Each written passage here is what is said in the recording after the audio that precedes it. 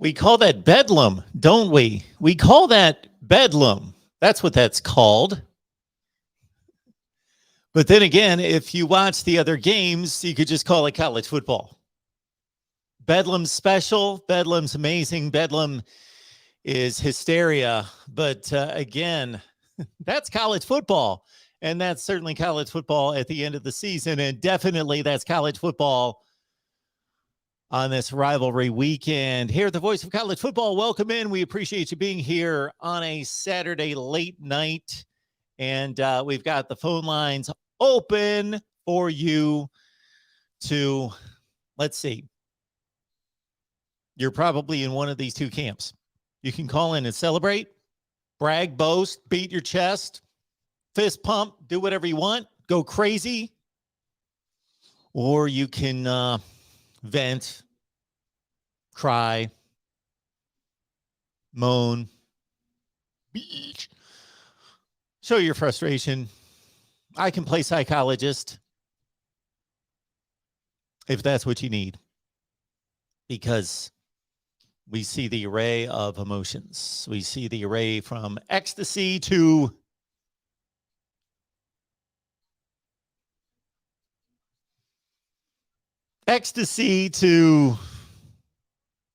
please don't take it that seriously. Let's keep you away from any sharp objects or any bridges in the area. Again, welcome in. We appreciate everybody being here. It is always a good time on Saturday night. My favorite portion of this platform that we have here at the Voice of College Football is talking to all of you, especially talking to you after the games. And folks, that's it. That's the season. We look forward to it all year, and that's the college football season. There are a lot of fan bases out there that will not see their team play until next September. Imagine that. It's not even December, and a lot of you will not see your team play until next December. And some of you say there are too many bowl games. The bowl games, thank God for the bowl games. They're keeping many of you engaged for another few weeks to see your team play one more time, even without any kind of championship aspirations. So what a day of college football starting at noon and going on through the day. Ohio State, Michigan, the Buckeyes go down. They go down hard. They go down and they go away. No Big Ten championship, no college football playoff appearance. That goes to Michigan for the first time in the Big Ten championship game. The game first that started in 2011 with, can you guess? Does anyone remember? Michigan State and Wisconsin. Brett Bielema and Mark D'Antonio in that first Big Ten championship game. A tremendous game between Wisconsin and Michigan State. Russell Wilson. Not Russell Maryland. Russell Wilson, a quarterback for Wisconsin against Kirk Cousins. They both, I believe, are earning paychecks that are getting them by at this point.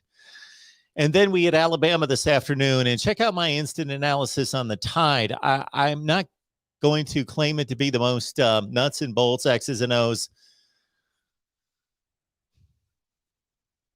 bulletproof take on the game. It was more from just being stunned and appreciating Nick Saban and Bryce Young, and that Alabama just seems to never lose. And you cannot count out the Tide. I did not count them out, but Auburn should have closed them out. And how much different would the college football landscape right now look if Alabama had lost to Auburn, and the Tigers should have won the game? Tank Bigsby made a bit of a mistake. Can't really blame him. But the young man, in trying to get a first down, which most likely would have iced it, had he gotten the first down on an 8-yard run around the left end, would have closed out Alabama, but he did not. So it set up a 3rd and 2, and he went out of bounds. Saved Alabama timeout, saved him 40 seconds.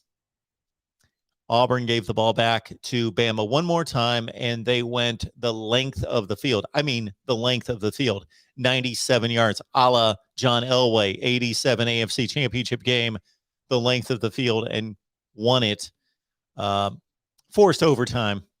And then you just had that sense that Alabama just had too many weapons, and the Auburn defense was gassed. It had given all it could possibly give.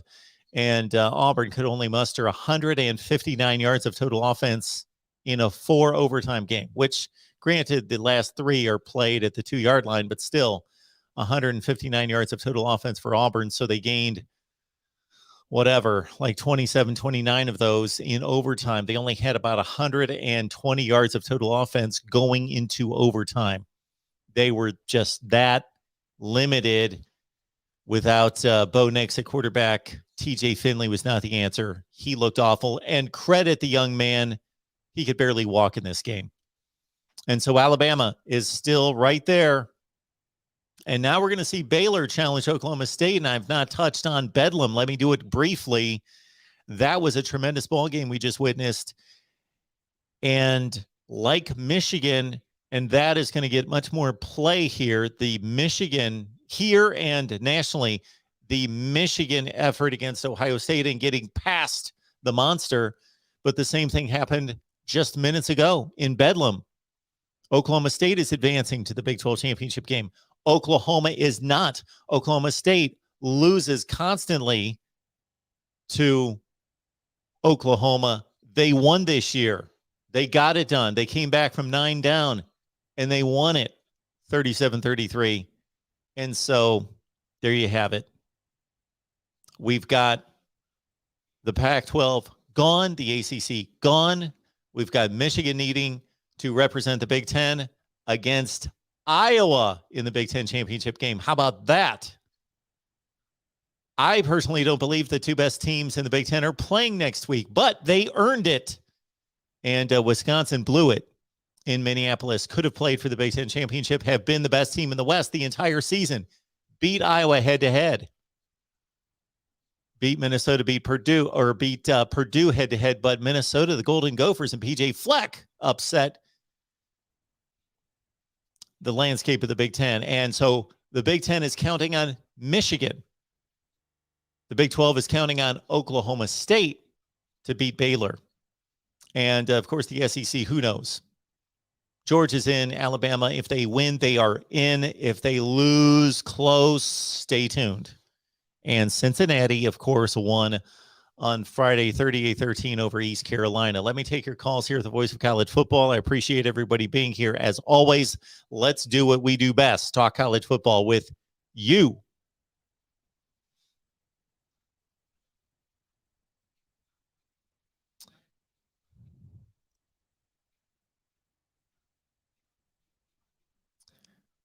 Sometimes the mouse takes just, the trackpad a few seconds. Let's go here in the Voice of College Football. Who's on the line? Hey, Mark. It's still real MVP. How you doing? I am good. How are you? I'm doing. In a game I'm sure nobody cared about, Kentucky dominated Louisville 52-21.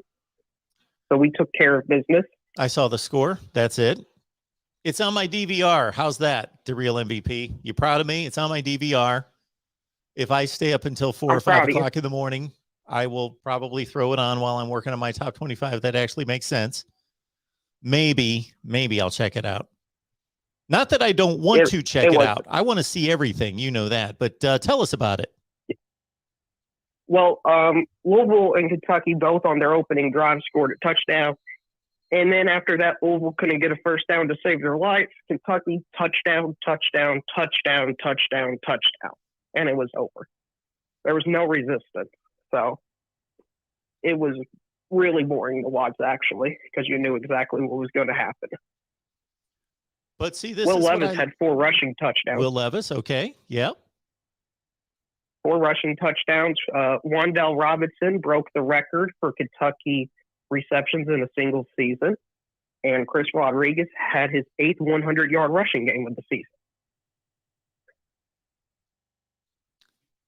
See, the real MVP. This is what I love is we're going to talk playoff all night. You know that. Everybody's going to call and they're going to want to talk about the playoff. And that's great. I love talking about the playoff too. Love going through all the scenarios. You and I do that as well. But college football just being college football and its rivalry weekend. And Louisville and Kentucky have nothing to do with the playoff, but I love those games.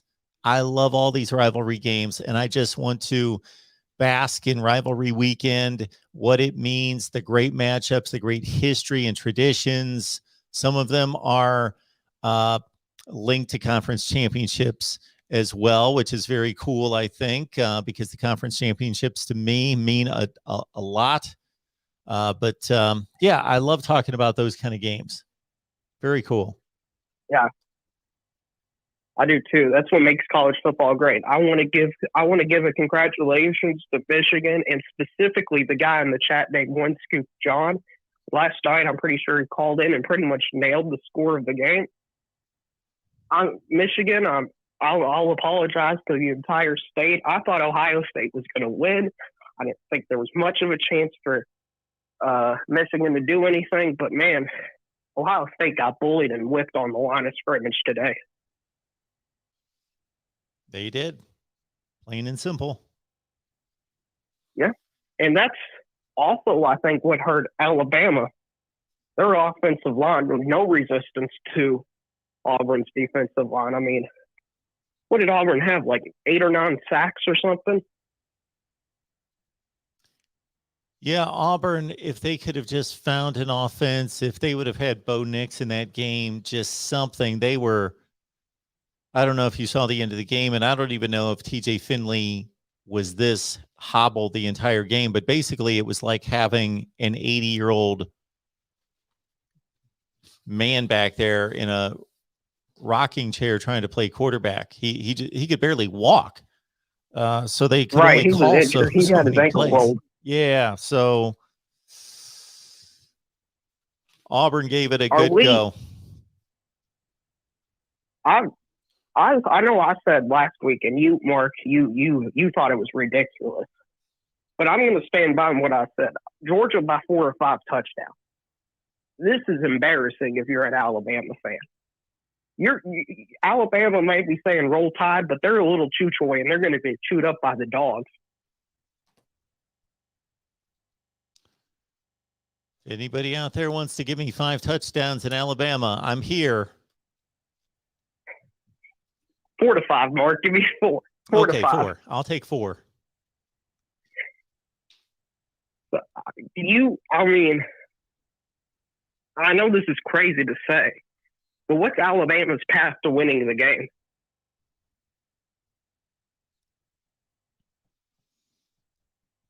Their path to winning the game. I think that they have a coach in particular and a coaching staff that has outcoached that coach and coaching staff. They have the better of the 2 quarterbacks, and they are loaded. From a talent perspective, there's no difference between the 2 teams. One of them is playing better football. One of them, Georgia, has not seen Alabama yet. They've not played anybody close to Alabama. Well, I mean, they play Auburn and Arkansas, and so these are teams that have given Alabama close games, and Georgia has destroyed the living souls out of them. I mean, if Auburn's defense could be like there in 2 seconds, how's Bryce Young even going to throw the ball? I mean, Georgia's got the best front maybe of all time. It all looks that way. I would agree. It all looks that way. So, but I mean, hey, listen, I've been wrong before. I mean, we all thought that Ohio State was going to win, and that didn't happen. Is there, with Mark, with the losses tonight, is there a possibility that a probability that a 2-loss team gets into the college football playoff? A probability, not a probability. Possibility, like 10 to 15%, would you say? Well, that team would be Alabama. Who else is going to make it as a 2-loss team? I think Ohio State would have a case because they lost to Michigan State or they lost to Oregon and Michigan. I don't think they would have much of a case, but I think they have a shot. Okay, they're gonna make it because Iowa beats Michigan. Where does this? How does this? So this would happen if Baylor wins and Houston beats Cincinnati, right? Yep. Okay. Houston wins. That's Baylor wins. Notre Dame's 11-1. I think we're still looking at Alabama, Georgia, Notre Dame, and Michigan. Okay. If Michigan loses the Big Ten championship game, you can't penalize them for advancing past Ohio State and playing an extra game when they just beat them by 2 scores. Or you will. I was just wondering. Or Iowa goes. Yeah. I have no idea, honestly. I think the rankings are going to be all jumbled up and confused. I think this is going to be a very hard week to make a top 25 to actually make sense. I mean, you've got upsets left and right and close games. I mean, LSU, for example, they beat Texas A&M. Who saw that coming? Yeah, I'm not going to say I picked it, but I certainly thought about it. That doesn't surprise me either. Look at those 2 teams. Anytime an LSU type roster is languishing and looking bad, that's not going to surprise me. It just doesn't. Also, congrats to Florida for making a bowl game. 13 SEC teams making a bowl game. That's got to be some sort of record. Congrats to North Texas and the Mean Green for beating out UTSA. Yeah, thank God for that. I don't have to answer stupid questions about I don't have to answer stupid questions about not ranking Texas San Antonio. They just lost to North Texas by 25 points. Yeah, it was bad. What Wisconsin, Minnesota? Like, how did Wisconsin? Like, they had that pick 6 and they were up 10-3.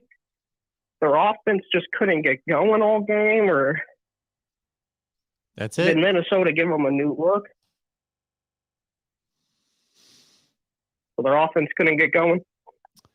I started out I was here answering a ton of questions after the Ohio State Michigan game, and then I was in on that Alabama Auburn game, and I thought Minnesota Wisconsin was going to be my game, but I watched more Auburn Alabama. So I watched some of it. I couldn't really give you a scouting report on why Minnesota beat them, but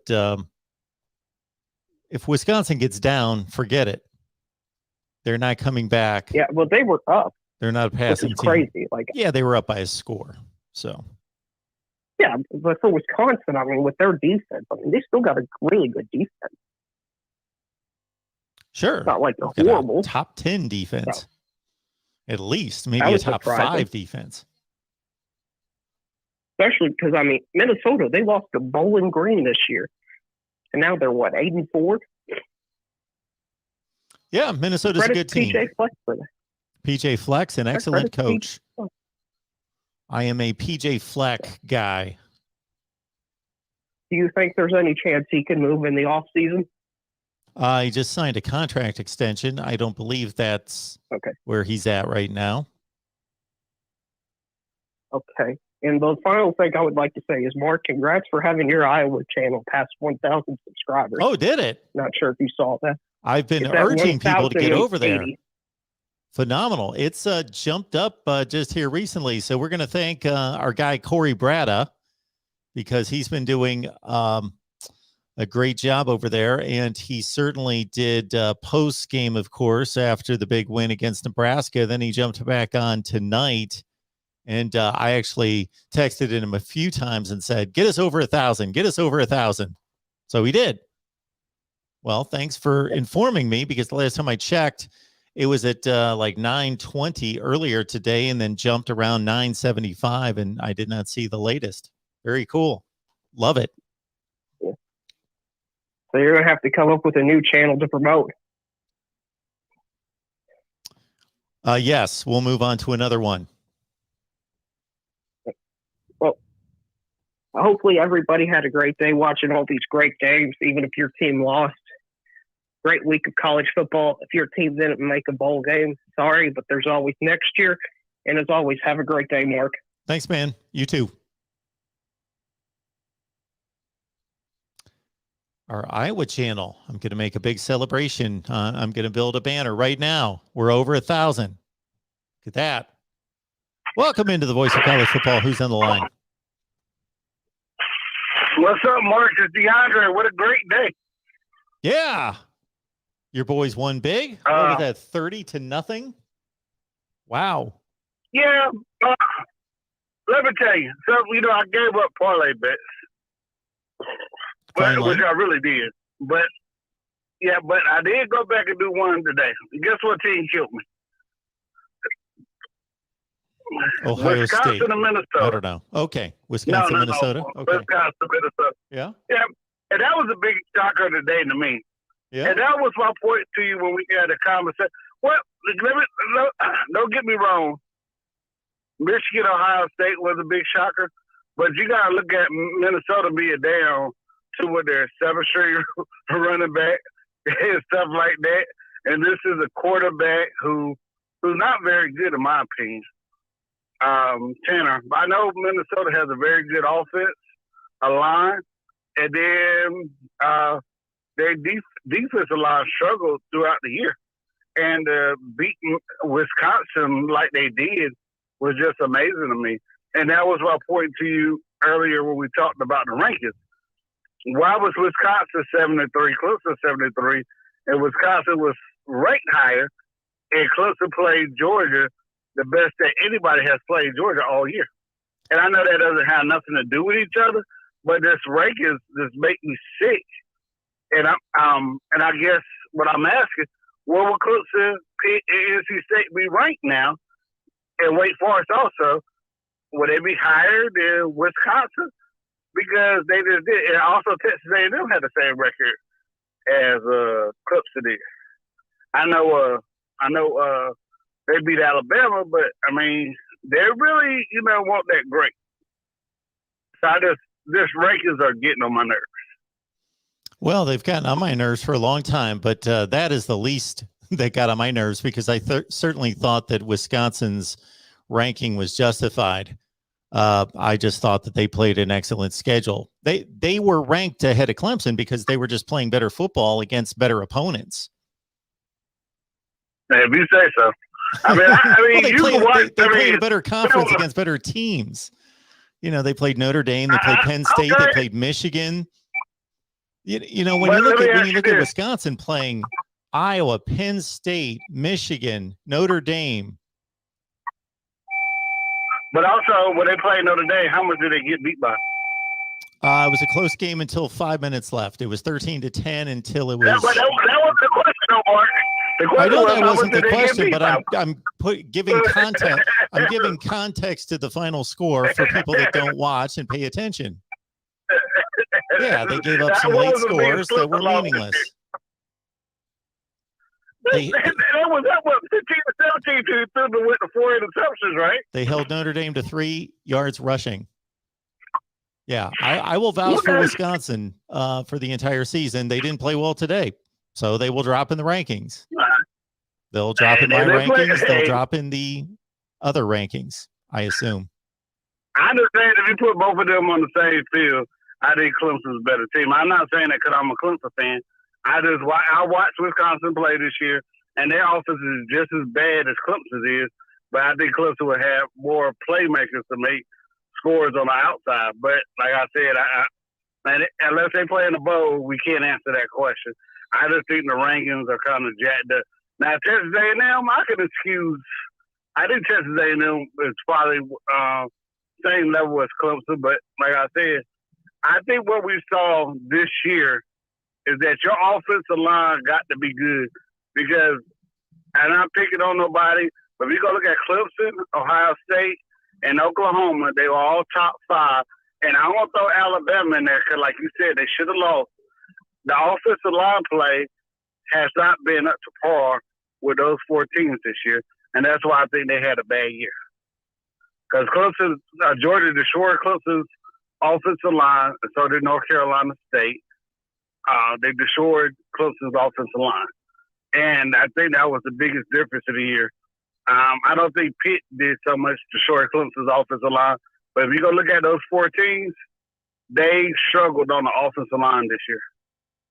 And I know a lot of them, I ain't going to sit up here and lie. I don't know what Ohio State, Oklahoma, and Alabama has coming back next year, but I think towards the end of the year, Clemson's offensive line was playing a lot better. So I think they all going to be better next year, but I think the offensive line has surely been an issue. And whatever defense these guys are running, where they only sending rushing 3 players and telling people to find the hole in the zone, is just amazing. I think that's what you saw people struggle with today. I know Oklahoma still scored, 33 points, but that's been giving Oklahoma trouble all year long. And that's just amazing. And, hey, I love today. It was exciting. I didn't win all my bets, but I won enough. So I'm happy. But I will say this. I will be putting $300 on the money line for Alabama to win against Georgia. Just because they got Saint Nick over there. I don't think it's going to be an upset. $300. I need Alabama. Yep, on the money line. What would you guess the money line's going to be? About what, 120? I think it was. 120. I know. That's it? Georgia's a 4. I think so. I didn't check. I'm just guessing. Well, I know Georgia's a 4-point favorite right now. Okay. It's only 4. See, most people, just like my last caller, most people think Georgia's just going to wipe the floor with Alabama. And I'm not one of those people. Oh, no, I don't. Nah, and I keep trying to tell people, if they have a rematch, I think Georgia will win the rematch. But people already started saying how weak Georgia's schedule was this year outside of Clemson. I mean, they played the same team, but everybody's going through Georgia's schedule. Who had they really played this year outside of Clemson that has an offense? The Clemson offense struggled most of the year, and they only won by 7 points because of a 6-6. So don't get me wrong, Georgia defensive line is great. I'm not gonna say it's the best I've ever seen because I think Clemson and 2018 and that Alabama team a couple of years ago that all of them went to the NFL. I can't remember what team that was, the one that killed Kelly Bryant. That was an amazing team, defensive line too. I mean, it's hard to judge a team when you look at who they played, and it's been very weak. And I'm not saying Georgia is not a good team. I'm just saying we got to look at these games individualized. And you said, well, Alabama struggled with Florida, Arkansas, and who else did they play in? Auburn. They get up for those games. I'm not saying they didn't get up for Georgia, but you know they're going to throw the absolute best they got at Alabama. Everybody does. And, I just think they played hard. I think Georgia's going to win the game. I'm not going to put the money on Alabama on the money line to win. Because I did good this week. So I'll take my money and say, hey, we're going to roll with Alabama this weekend. Okay. And I just don't think St. Nick is going to have a bad game like that again. And they got so many NFL prior coaches up there.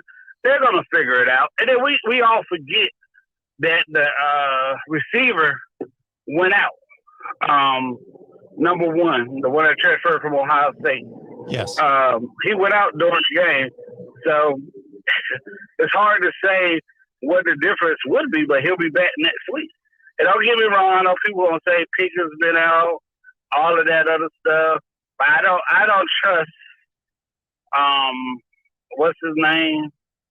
The quarterback, Shelton Bennett, whatever his name is, for Georgia. And maybe Alabama was looking ahead too, because they knew they was in, and they really were like, oh man, we got Georgia next week. We gotta win that game to get into the SEC, to win the SEC championship and to get in the game. And they might have let Alabama slip up on them. I mean, it happens, and it happens a lot. I mean, it's just one of those things. Now, Ohio State and Michigan, man, Ohio State, Michigan, Penn State, and Michigan State, how beautiful was to look at that game in the snow? I mean, I would love that they all lined up in the I formation like it was back in the day and just ran at each other. But you know, Michigan State hurt me too this go around. I think I went with your pick, which was Penn State. On that one, I was like, dang, I should have went the other way. And I don't know Walker played, because I didn't really get a chance to see the game. But that was just an amazing game. When I flipped over and watched a few segments of the game, I just thought it was so pretty to watch those teams. And, you know, good for Michigan finally beating Ohio State. It was eventually going to happen, just like eventually Ohio State was going to beat Clemson if they played enough. It was going to happen, and it was just that it happened this year. And it's good to see Michigan do what they did. And we get some new blood in the college football playoffs. And maybe a renewal of a rivalry that has not been good over the last 15 years, maybe. I mean, I can't remember the last time Ohio State beat Michigan. 2009, maybe. I just can't remember. And it's good to see Michigan rise up like that. It's good to see to get Iowa up in the Big Ten championship game, because I don't think we ever seen that. And I was impressed what Michigan did to Ohio State. I did not think that they had the offense to keep up with Ohio State. I think the weather neutralized Ohio State in the game, and Ohio State had trouble along their offensive line, just like you saw with Clemson and Oklahoma and Ohio State and Bama. I don't let you go after this, but I hope during bowl season we don't get Clemson, Ohio State, or Clemson and Alabama. If I want to see Clemson play somebody different, and I want to see those two teams play somebody different. I don't know how the bowl's going to work out. Like, I know Dabo was saying they're probably going to the Gator Bowl, but depending on how the rankings end up, where they got to finish top 12 to get to a bowl game, to a New Year's Day bowl. So maybe they might end up in the Peach, and I hope it's going to get to Alabama or Ohio State. I'd like to see them play a West Coast team if that happens. But, all right, Mark. You have a great night, man. Thanks, DeAndre. Appreciate it. You too. Thanks for calling. You too. All right. Thanks for calling. Great call from DeAndre. He did say about 5 or 10 things that were inaccurate. Not in a way that he doesn't know what's going on, but he just stated some things like Iowa's never been to the Big Ten championship game, things like that I wasn't going to jump in and correct right then and there. Not a big deal. Blank Name has jumped in here with some Michigan comments. Marky, ready to be a Michigan fan? We will trade Steve Dace for you. At least I watch the games. If you're going to give me as a Michigan fan, I will watch the games. I do watch the football games, but Steve just couldn't bear to, again, as he explained, watch what he expected to be the beating today, but he would have been overjoyed. I warned him. I told him, hey, I'm giving your boys like a 40% chance to win. Give it a shot. Welcome in the voice of college football. Who's on the line? Hello, it's me, Roberto. Hey, Roberto. Well, I got to give a lot of kudos to Michigan for sticking to their game plan in the first time in 10 decades. In a decade, they finally upset. Well, I would say is it upset? Unseat Ohio State's championship season. You got a lot of pro today for that. And not Dwayne Haskins. So Sean Haskins had one hell of a career day that will never be forgotten by the entire state of Michigan. What do you thought of how the game went? I thought that the Michigan offensive line won the game. I think exactly what happened that we talked about all week. The Michigan formula for a victory came into play. Their offensive line beat up Ohio State's defensive line. Hassan Haskins had a huge day. He carried the ball a zillion times. That's what we talked about all week. Every time somebody asked me, I said two things have to happen for Michigan, and this is what's going to happen for them to win. Their offensive line is going to win up front and bully Ohio State, and Haskins is going to have like a 30 carry game for $175, and their two defensive ends, Ajabo and Hutchinson, are going to get pressure on Stroud. Now, did they just ambush the Ohio State offensive line and get pressure all the time? No, but they got enough pressure. I thought the battle between Ohio State's offensive line in pass protection and Michigan's defensive line was pretty much of a stalemate. They both won their share of the battles, but Michigan's defensive line and the two ends got enough pressure consistently on Stroud to make a difference. Those are the two things that happened. And maybe the weather helped Michigan to a certain extent, but you got to play out in the cold and out in the snow. And Ohio State could still operate their passing offense, but Michigan did a great job of taking away the big play. And they tackled in space, and that's why they were the much better team today. Mm-hmm. I don't know what happened in the Michigan State game where they couldn't stop Kenneth Walker Jr. The third, right? Kenneth Walker Jr. the third for a Heisman type of candidate show, but then, man, they definitely woke up and had their best practice for this game. I don't know how many, only had 60 yards rushing on 2.1 yards per carry. That is just pure domination by Michigan on both sides on both sides of the field, on the ground, and they did enough in the pass rush to stop us. But what is going on with the Ohio State defensive woes? Because this is getting utterly ridiculous. And it's hard to argue. It's like, is 2018 the worst defense or this year? Because 2018 was just disastrous. But my goodness, this game, not only zero pressure from the overrated, I guess now, off defensive line for Ohio State, 0 tackles for a loss. 0.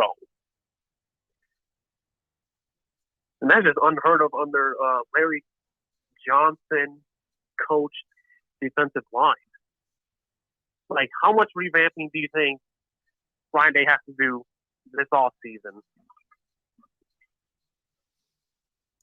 Well, Ryan Day is going to decide whether the decision that he made mid-season to have Kerry Combs step back and Matt Barnes to take over the play calling and the coordination of the defense was the way to go, or whether he's going to make another move. He's not going to change the defense. Ryan Day is not a defensive guy. He's going to determine who should be running the defense.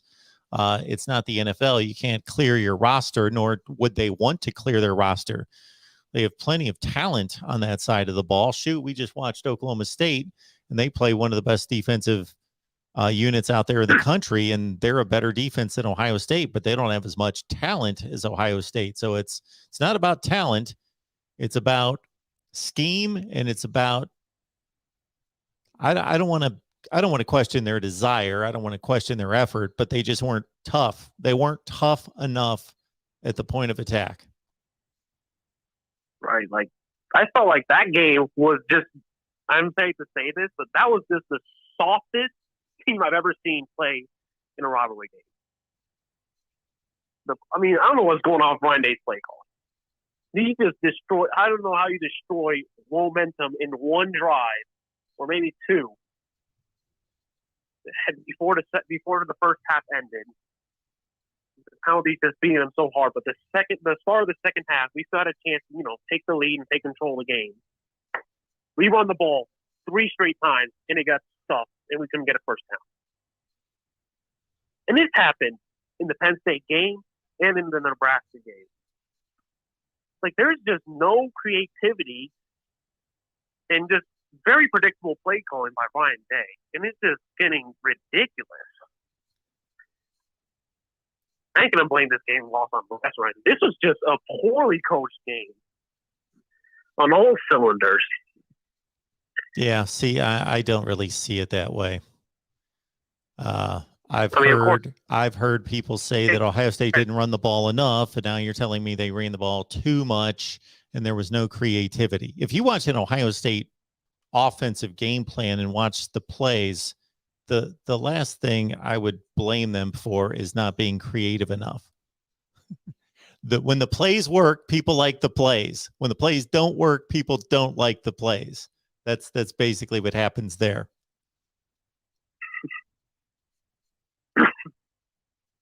Well, I don't know. I'm very speechless about this. It's just, I don't know what this is about. All right, Roberto. Week one. Well, I appreciate the call. Yeah, I'm just in a completely just loss of words for this game. But I'm glad Oklahoma State got the upset too, and about time. But yep. Yeah, that's it for me. That was another upset. Yes. Thank you for calling. Appreciate it. All right. When somebody tells me that they're at a loss for words, I'm wondering why they're on the phone. All right. Welcome into the Voice of College Football. Who's on the line? Hey, Mark. It's Zach from Columbus, Ohio. How are you? Hey, Zach. I'm doing well. How's it going? Not too bad. Well, we pretty much everything we discussed last night ended up coming to fruition today. I told you at the beginning of the season, and I told you again last night, Michigan was going to win the game. A perfect storm was brewing in Ann Arbor. And I also told you pride cometh before a fall. And this era of invincibility, as if Michigan was not worthy to hold OSU's jockstrap, was complete and utter nonsense. And the sad part of it is it wasn't only coming from the fan base, but it was also emitting from the OSU program. Aiden Hutchinson, like he said after the game, Ohio State, they did a lot of talk. Ryan Day talked about putting 100 on them. What Hutchinson said, they were all talk, but we were about it today. And that's true. Michigan wanted it more. Just like Jim Harbaugh said, beat Ohio or die trying. So the laughing, the mocking, the arrogance, the hubris finally silenced today. I take it you're probably not going to hear a whole lot of chatter from OSU fans today after the relentless mocking and laughing. It's been staggering. And then to all the callers who have been indignant, like last night you had Sean. Last night he mentioned me, and after we hung up last night, he got on the phone with you and he mentioned me and said, like, I'm the kind of fan that's the problem. I'm entitled somehow. I'm a Big Ten fan. Like, I'm from Columbus, Ohio, okay? And we've had this conversation before. I'm kind of, an enigma in a sense because I'm a fan of football. I grew up an Ohio State fan, but as I studied the rich tradition and heritage of the Big Ten, I believe that it's vital it's healthy for the Big Ten to have a good Michigan team. It's healthy for the rivalry, for it to be a rivalry. And as Steve Day says, for not to be an annual beatdown. That's not good for the rivalry. But last night, Sean, he said he was tired of talking about Michigan having a chance. Michigan was not worthy, he screeched. He said Michigan was overrated, not in the same stratosphere. He proved nothing more than to be a blowhard, a true buck nut, i.e. a worthless nut. Just joking. Another caller last night named Anthony, he called in. Anthony said that Ryan Day was going to eat McDonald's for lunch. Very punny, very punny. And it's going to be a clear win for OSU, he said. This caller even had the audacity to say Michigan wouldn't get pass rush. What? arguably the two best pass rushers in college football. You have OSU fans calling in the day before the game saying Michigan isn't going to get a pass rush. This is the kind of hubris that leads to downfalls like we saw today. I mean, if these two OSU fans had a brain, if their brains were made of dynamite, it wouldn't be enough to blow their noses collectively. We mentioned that OSU stacks top 3 recruiting classes on top of top 3 recruiting classes, while Michigan stacks 15th ranked class after 15th ranked class. Yet still, Michigan beat Ohio State today. Even with the talent disparity so wide, according to the experts, the impact from this game will be felt for a while, longer than the 365 days until the next game, especially in recruiting. So I'm just glad that we have a rivalry again. And one Ohio State fan today said that he was glad because he now feels the hatred. It's been a while since Michigan's won, and it becomes an annual stomping. But now that there's a balance in the force, if you will. Any thoughts on any of that, Mark? Well, my first thought is that it's strange that it has somewhat come full circle. So I live in Connecticut because I took a job at ESPN close to 20 years ago. Actually, it would be about 20 years ago this month. And I remember one of the guys that trained me at ESPN was a Michigan fan, huge Michigan fan, not just, the type person that you run into that says they're a fan of a particular team, but somebody that when you talk to, you realize that they're invested in the team. They have knowledge of the team. And he was talking in a sense about Michigan at that time, the way some Ohio State fans that you are citing talk about Ohio State versus Michigan now. He was basically saying, we don't really consider Ohio State a rival anymore. We kill Ohio State all the time. We beat Ohio State all the time. It would be actually kind of a breath of fresh air if Ohio State would actually beat us, which I thought was a little overstated since we were coming up on the 2001 game and at the time, and we were coming up on the 2001 game and, Ohio State had just won in 1998. So, I found it a bit strange that I didn't know too many currently Michigan fans at that time. So I got this whole different perspective on the rivalry after talking to him, that he was kind of bored with it and didn't think Ohio State was a great rival because Michigan was so far superior. And then we know what happened. Everything turned on him immediately. With Jim Tressel's arrival and starting to win all the games. So here we are 20 years later, and Ohio State's dominated. The other thing that comes to mind is when we talk about the players being arrogant about what they've achieved, what their status is, or their perceived status playing for a particular team and looking at another team and other players, I can't think that would really surprise any of us when all you have to do is watch a college football game, and many of these players get off on just applying the taunting and the arrogance to their game as much as actually playing football. So, when every tackle for loss or every 4-yard reception is celebrated for 30 seconds and these guys get in each other's faces constantly,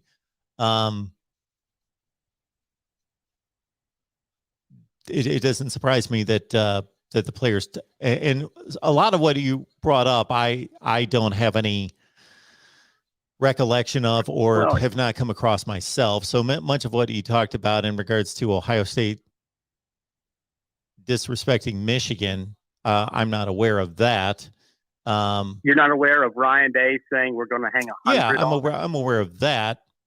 I always thought Ohio State had an obsession and an obsessive respect for Michigan. I was always shocked, and I made these statements again last week, as I've made them 100 times, that for Ohio State to just continue to hammer Michigan and dominate them for as long, we're talking about dominating a program as far back as these kids being toddlers, that I don't know if I want to say impressed. That's not the right word. I'm a little fascinated that Michigan continued to be an obsession for Ohio State. My son is 25 years old, and he's not really into college football right this second, but from the time he was about 11 or 12 up until a couple of years ago, for a good 10 years, he loved Ohio State football. He was really into it. And every year I would have to almost force him to watch a hype video or watch one of the nice little mini documentaries on the game to help him to understand what it is, what Ohio State Michigan's all about, and that this is the greatest rivalry in college football, because he just didn't see it, didn't believe it. He was like, Michigan sucks. He's like, Wisconsin's more of a rival. Penn State's more of a rival. Michigan State's more of a rival. What do you mean, Michigan? Like, he gets it. He understands. And he's like, well, that's ancient history. I believe you. I understand what you're saying, that when you were growing up and well before then, that was the game, but it's not a big deal to me because they don't show up. So when you only have that perspective to it, when you're not 50 years old, when you are 20 years old, and all you know is that we have kicked them to the curb every year, it's only human nature that you would have that type of, I think it takes a fairly rare person to have some humility being in that position. So I'm not surprised by that, because Michigan hasn't, in a sense, earned that respect until today. Exactly. That's actually a perfect, that encapsulates my entire point. Your son is a perfect example, especially, 20, 25-year-olds who don't have no recollection, like you said, of Michigan even winning, or vice versa. Think of it from a young Michigan fan perspective, a 20, 25-year-old Michigan fan who really doesn't have many recollections of ever even beating Ohio State. So, I think, like, once again, and this is what I love about Joel Klatt. He's a student of the game. He's almost like a historian, where he likes to research and study it. And all these guys, you talk to anyone who knows anything about college sports, it is healthy for the Big Ten to have a good Ohio State and Michigan football team, two of the most iconic brands in all the sport. And it's also healthy for the rivalry to be a rivalry, as much as Michigan or Ohio State fans at times don't like to recognize it. And that brings me to another point. Unless you're moving on, let me make one more point on that subject, and then you can take us into the next part of the conversation. It's one of the reasons why I think it was on our Ohio State show this week, and we had Steve Dace from Michigan podcast on, that I tried to express that as an Ohio State fan, regardless of how many Ohio State wins were racked up year after year after year, when you're a certain age, and I can only speak for myself, and I see those two uniforms together on the same field at either the Big House or in the Shoe, regardless of what the scores have been recently, part of my mind, part of my heart, part of my soul will always be connected to losing games in heartbreaking fashion to Michigan. And so there will always be a thread of respect, a thread of fear in me when I see Michigan uniforms on the same field as Ohio State uniforms, regardless of what's happened recently. Another good point, I think. Your generation has a respect and awe, a reverence for the game, and you treat the opponent with respect. You see that also with the commentary out of, the Big Noon Kickoff, with, there's a lot of Michigan players, former Ohio State players who participate in the commentary, and you see that respect. They're even trepidatious to say certain things, not to give the other team extra motivation to beat them. But with the younger generations, there, especially as of right now, because of how dominant Ohio State has been, you don't see that respect given to Michigan. And because most young people just don't view it as a rivalry. As Steve Day says, it's an annual beatdown. I will say this, since we're talking about Steve Day, as we both know, he did not watch the game. He went to see the Ghostbusters instead. And I'm superstitious, Mark. I mean, I think there's a chance here. He has a poll. He on Twitter about 30 minutes ago, he posted a poll. He said, should I start a new tradition of not watching the game live until Michigan loses it again, since it clearly worked this time? As of right now, the poll stands at 66% yes. And I don't think he should watch the game. I'm superstitious. One person here says, you may very well, Steve, be the source of bad juju for this team. The team is even, so it's like people are saying maybe he should not watch the game, which is interesting. But my last point I want to make is, I hope people are just having fun with that. If I think they're super. I would hope a large percentage of those people are just having fun with it and just playing along and having fun, because if those people truly believe that, then that is taking me back to maybe that's answering some questions about what's wrong with this country. But anyway, go ahead. Fair enough. So conference prestige and perception matter. Would you agree with that? Absolutely.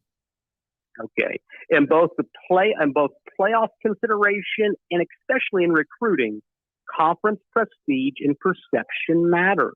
The stronger the conference, the better off all the teams are in that respective conference. There is such a thing as a smart fan versus a dumb, short-sighted fan whose school is a member of the Big Ten. Okay, so the last decade, I've had to have this conversation with Michigan fans, primarily since Ohio State has been so dominant. But tonight, we need to have this conversation with Ohio State fans.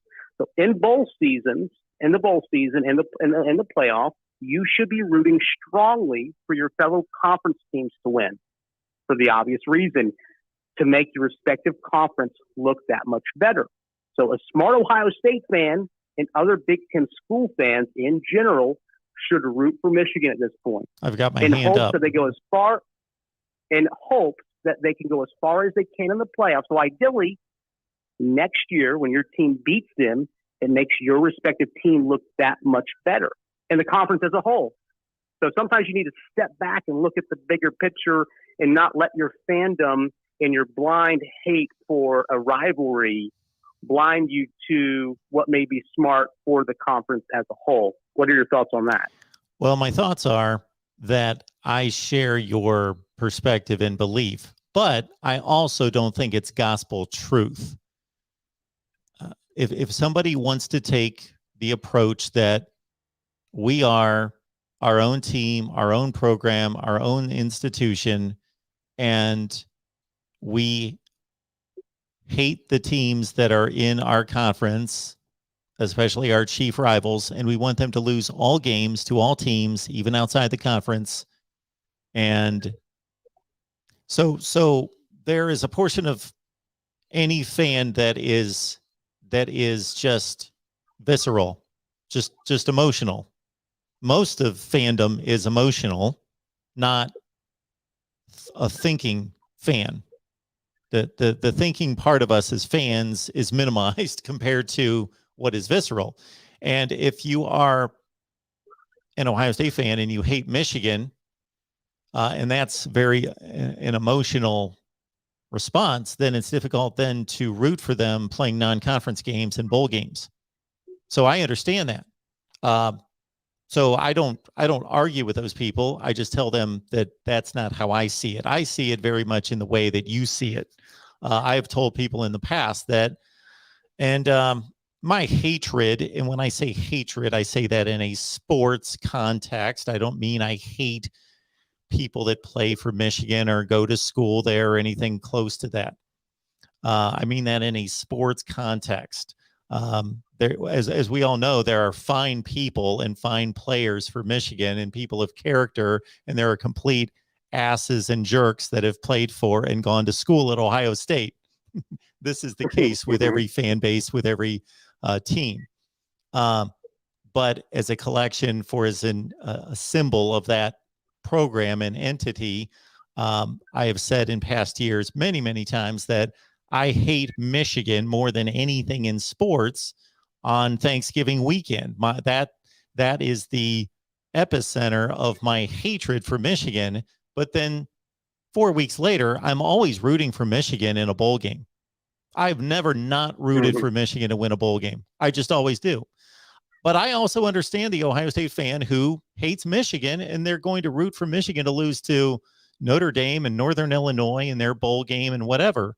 I don't think there's a right or wrong there, but I too agree with your perspective. I don't necessarily believe, though, that I've thought it through to that degree, and that's the reason why I've always felt that way. Well, I felt that way when I was 10 years old, and nobody taught me that, and I didn't think it through. I didn't think, okay, if the Big Ten's strong, it's going to help Ohio State, and it's going to help prestige and perception and recruiting. I think I started to learn those things as I aged, but even at 10 years old, I rooted for all the Big Ten teams in bowl games.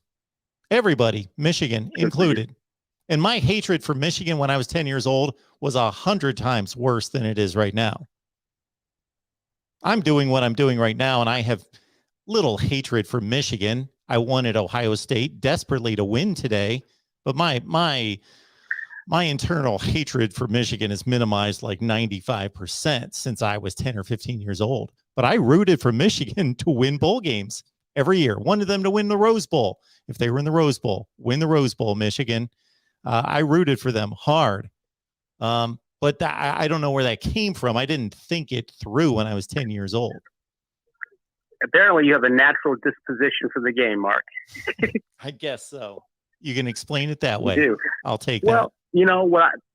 Here's the thing. Growing up, I was the same way. I understood that. I always put it this way. I rooted for Michigan 11 out of the 12 games in the season because I knew that the better Michigan looked at the end was good for Ohio State so when Ohio State beat them, it would make Ohio State look that much better. So it's really good. It's a good thing. A smart Ohio State fan is going to root for Michigan to be 11-0 next year coming into Columbus, Ohio. And their defeat will be that much sweeter because you defeated a really good Michigan team. And not only that, it helps the rivalry. That's the tradition of Ohio State and Michigan. Like I said, there is a difference between dumb fans and smart fans, and not everyone is a smart fan, and I understand that, but it is what it is.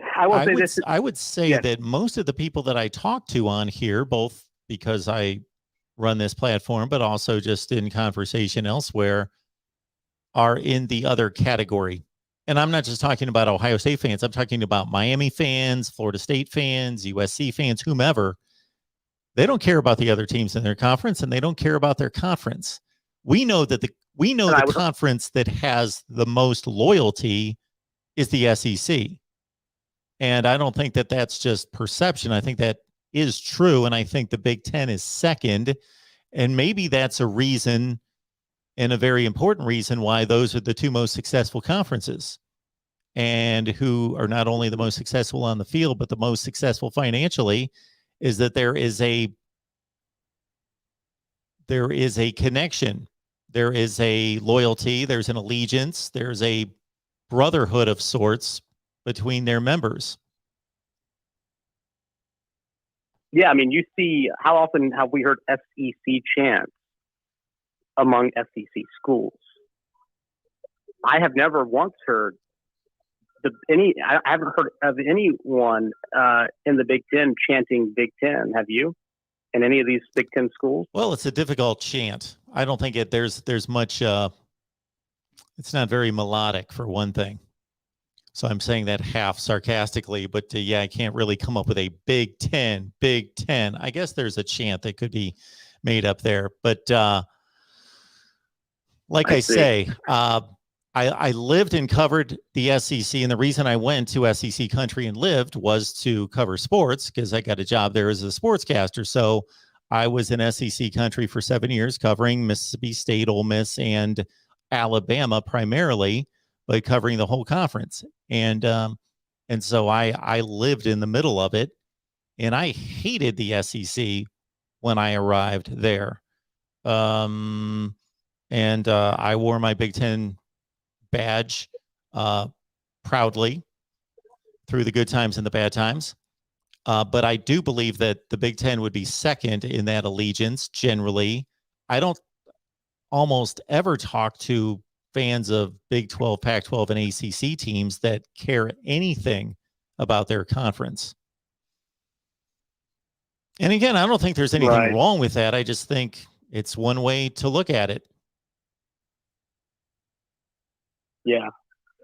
Well, so last point here before going, I think that there can be I think when you're looking at matchup, one of the things that I think Sean last night, he was fixated on these common opponents between Michigan and Ohio State.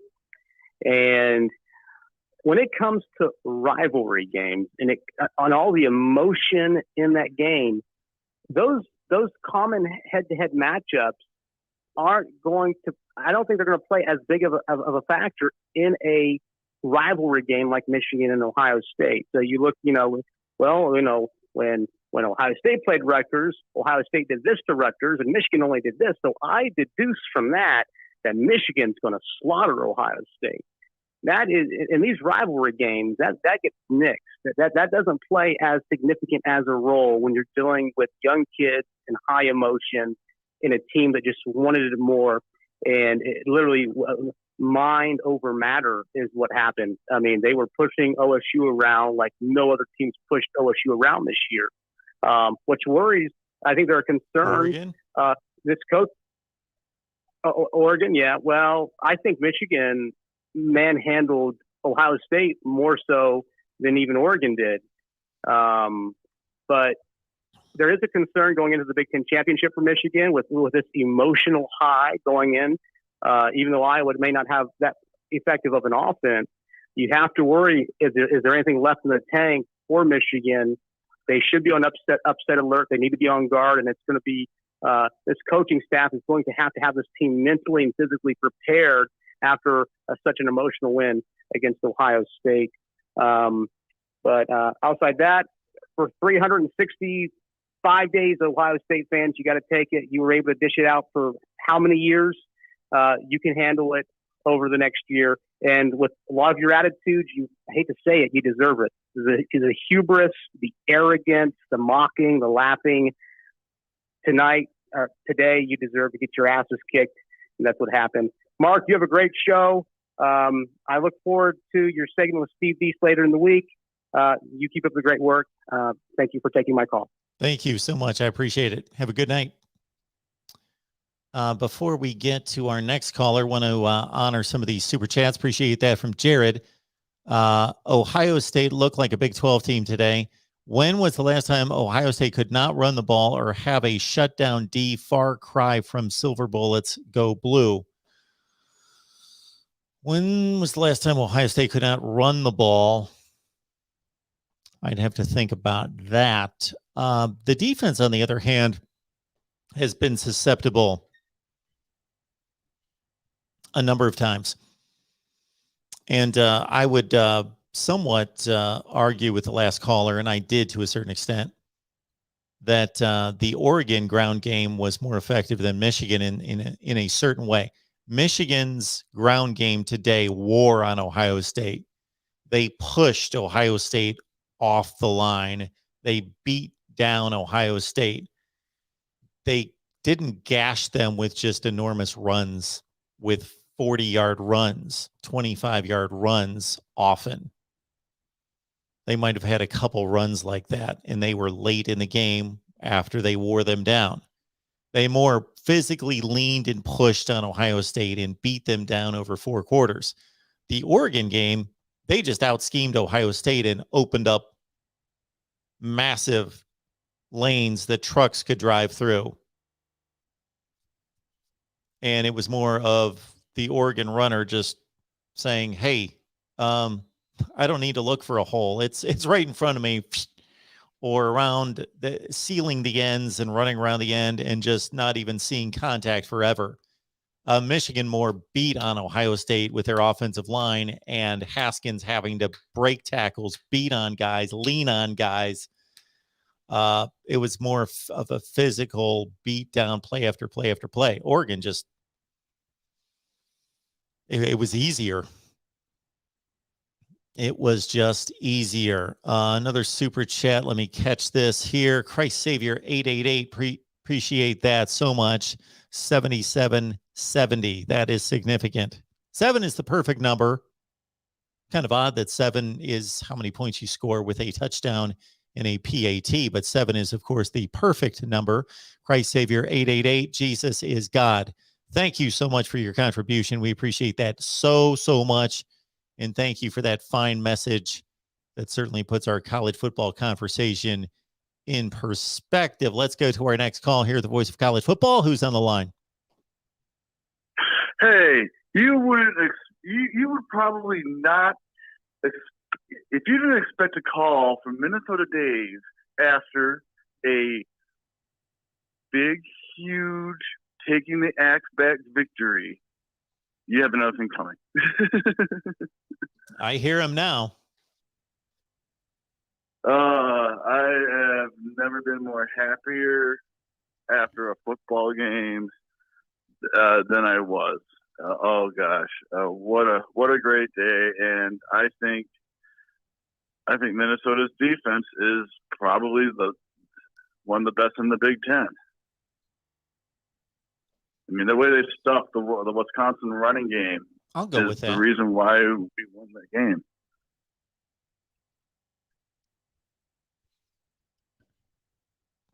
I'll go along with that. Well, sure. One of the best in the Big Ten. Yeah. One of the best. One of the best. I'm not saying the best. Yeah, but one of the best. I think there are more good defenses in the Big Ten than any conference in the country. Michigan, I would say, Wisconsin, Penn State, if you were etc. talking about how the SEC is one of the best offensive conferences, the Big Ten I think is one of the best defense. Who's who's the best offensive conference? Oh, SEC. Oh, the SEC is the best offensive conference. Yeah. Maybe. Have to think about that. Probably. But I couldn't believe it, and I told you Auburn was going to be a team that that Alabama couldn't look behind. They couldn't look behind them, man. I was very, very much shocked because I'm at the Minnesota-Wisconsin game, and I'm looking at the score, and I'm like, it's like 10-10 going into like the fourth quarter. What the heck? I also never been so. I have never been so close on a score line. Because I think I told you yesterday that Minnesota will win 23-16. I was off by 3 points. Congratulations, Minnesota Dave. Yeah, thank you. And I also want to thank for all those. I'm really hoping to get a nice big Christmas present from all those Hawkeye fans. You might be waiting a while. Yeah, but yeah, they're pretty happy too. When I was rushing the field, I actually saw 3 Hawkeye fans come behind me and jump over the wall and were celebrating. So I don't know why the heck they would want to go to this game, but but they were happy. So yeah, I'm gonna listen to the rest of the show and Sky Yuma and row the boat. Have a nice day. Appreciate the call there, Minnesota Dave, and congratulations. Yeah, big win for Minnesota, PJ Fleck. And again, we get caught into the playoff way too much. There are a ton of stories out there about really good football teams, programs that play for pride, that play for a trophy, that play for a rivalry and want to win that desperately. And we saw one today in Minnesota and Wisconsin, in which Minnesota's lost to Wisconsin, I believe, coming into the game 14 out of 15 years. They did win a couple years ago, but got it done today as a pretty solid underdog. Very few people, including myself, well, I'll rephrase that. Very few people believed Minnesota had a chance. I believed they had a significant chance. I did not pick them to win. I still believe Wisconsin's the best team in the division, but they did not get it done. So we've got a team advancing to the Big Ten championship game in Indianapolis, Iowa, that lost decidedly to Wisconsin. They were bloodied and beaten down by Wisconsin, but they won other games and Wisconsin did not. So there you go. Welcome to the Voice of College Football. Who's on the line? Hey, Mark, it's Michael. Hey, Michael. How are you, Mark? Usually I call in once every few months just to see how everything's going with the season.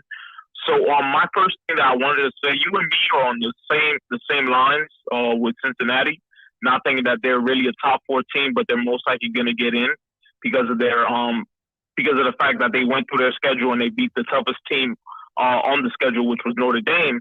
But what I wanted to ask you was, if the college football playoff goes through precedent, why didn't the 2014 Baylor or 2014 TCU get in? Because I actually did my own research and I was seeing that, for example, anybody that's listening to the live stream can look this up as well.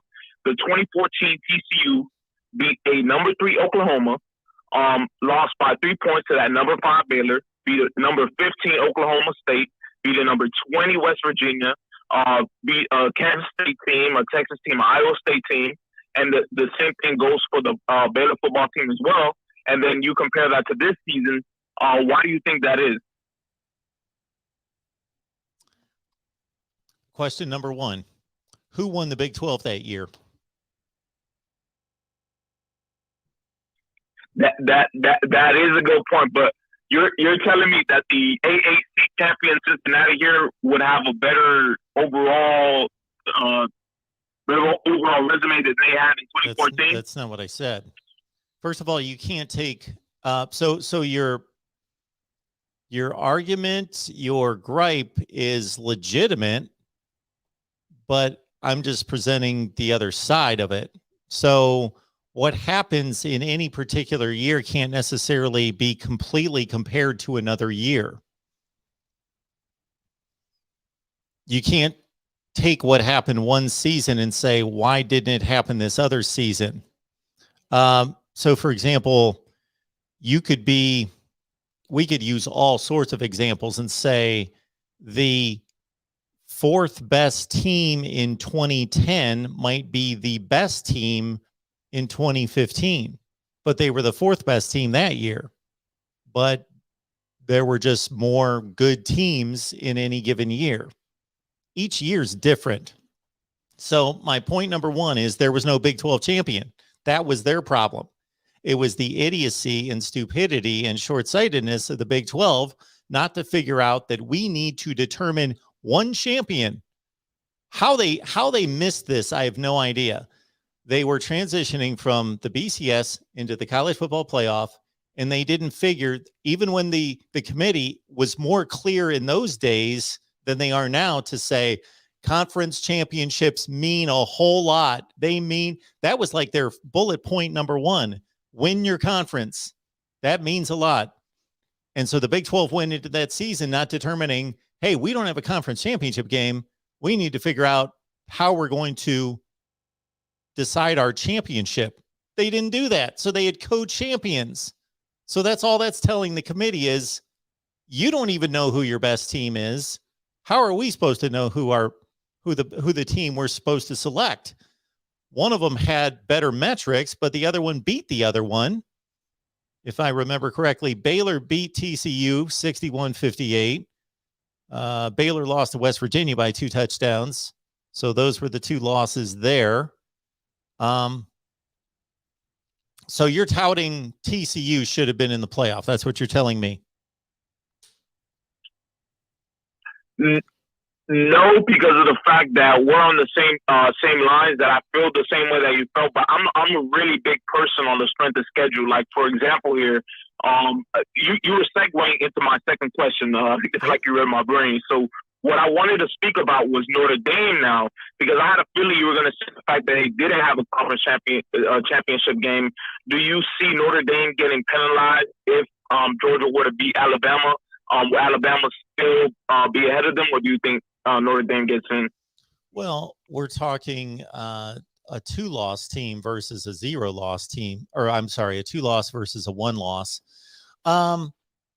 Yeah, I think it's going to be extremely difficult for Notre Dame to get in because they lost to the wrong team. They lost to a team that they're going to be directly compared to.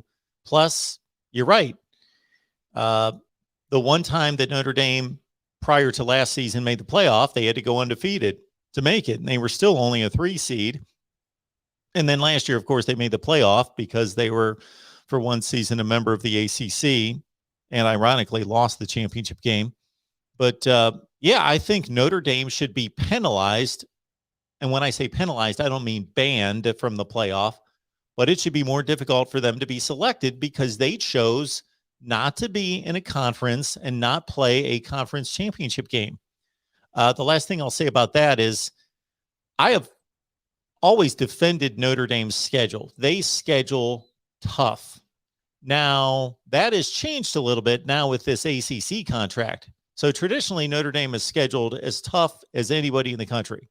And of course, they've got more control over their schedule than anybody in the country because they don't play in a conference. So they have to make up the entire schedule. Well, Stanford was really good for years under Harbaugh and Shaw, and of course, USC, and we could go on down the list. So once they joined this ACC agreement, that watered down their schedule because they used to fill up that with national powers, and now that's been replaced by Louisville and Duke and Georgia Tech and so forth. So they've watered it down with the ACC, number one. Number two, they still do build a difficult schedule, but on certain occasions, that schedule lets them down. And with USC in decline, with Stanford in decline, with Virginia Tech in decline, with Florida State, who they again played this season, in decline, their schedule has gone down. It's not their fault that all those teams have hit the skids, but it's just a fact of life. So this particular season, they played a lot of decent teams. They didn't play any great teams. Wisconsin's the best team they played. And then they played a lot of Virginia, North Carolina, Purdue, a lot of teams like that. So when it really hit me that Notre Dame should play in a conference, because I always defended their schedule and their approach to scheduling, that they schedule difficult, was in 2018 when I'm watching the conference championship games and I'm watching Oklahoma play Texas and thinking, okay, and later today, Ohio State's going to play Northwestern. And if those two teams win as expected, and they did, that the committee's going to have to decide between Ohio State, a 12-1 Big Ten champion, and Oklahoma, a 12-1 Big 12 champion. And that shouldn't be the case because Notre Dame's sitting on their couch today.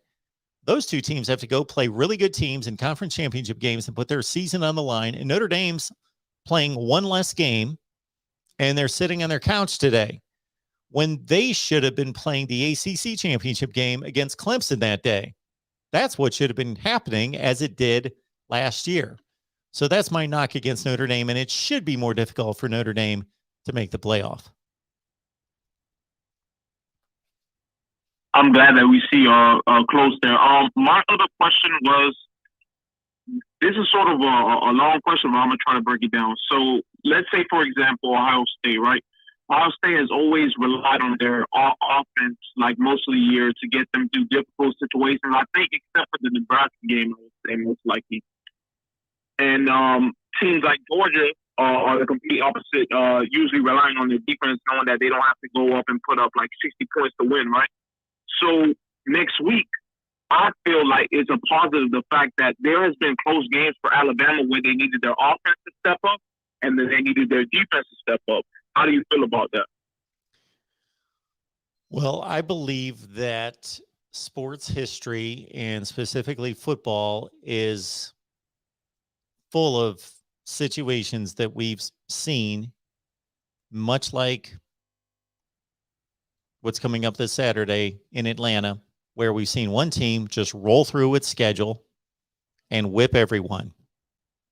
And let's understand that Clemson did give Georgia a really tough game, but since then they've crushed everyone, versus a team that has had to deal with adversity and difficult situations, and based on their own poor play at times, like Alabama has against LSU and Auburn and Texas A&M and a few other teams, Arkansas. So yes, I think that, and then we've seen that team that is more battle tested sometimes be able to handle adversity and a crunch situation, crunch time late in the game. I think there's, and especially when that team is Nick Saban in Alabama, because he will certainly teach that team, and that team will learn from its adversity. So yeah, don't be surprised when a team gets punched in the mouth for a first time. Let's go back to the Ohio State to Miami national championship game of 2002. Miami rolled everyone that year. They didn't know what it was like to be in a close game, and they had won 34 straight games. Ohio State was in close games every week.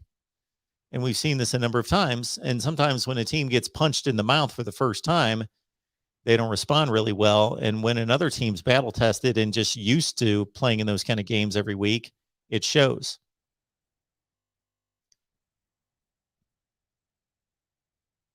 Good point, Mark. My next thing, sorry about that I completely forgot about this question, but do you still believe that Cincinnati is a top 4 team? Or did you ever believe that? Or any time during their game yesterday and the games that you saw today, did you feel like they were a top 4 team?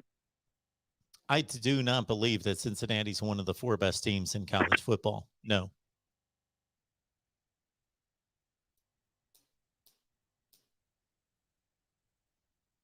Oh, you left it pretty quick to answer. All right, thank you, Mark. And one more thing that I wanted to ask you: how impressed have you been with Baylor this year? Baylor.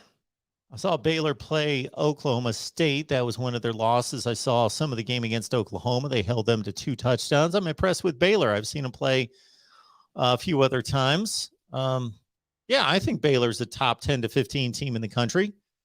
And I think they're going to give Oklahoma State a good game. All right. Thank you, Mark. Appreciate the call. Have a good night.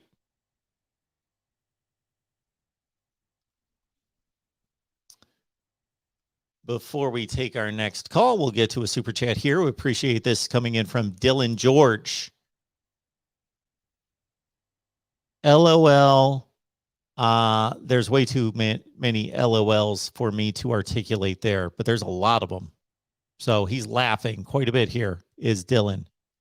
Kentucky was +3 versus Louisville. Yeah.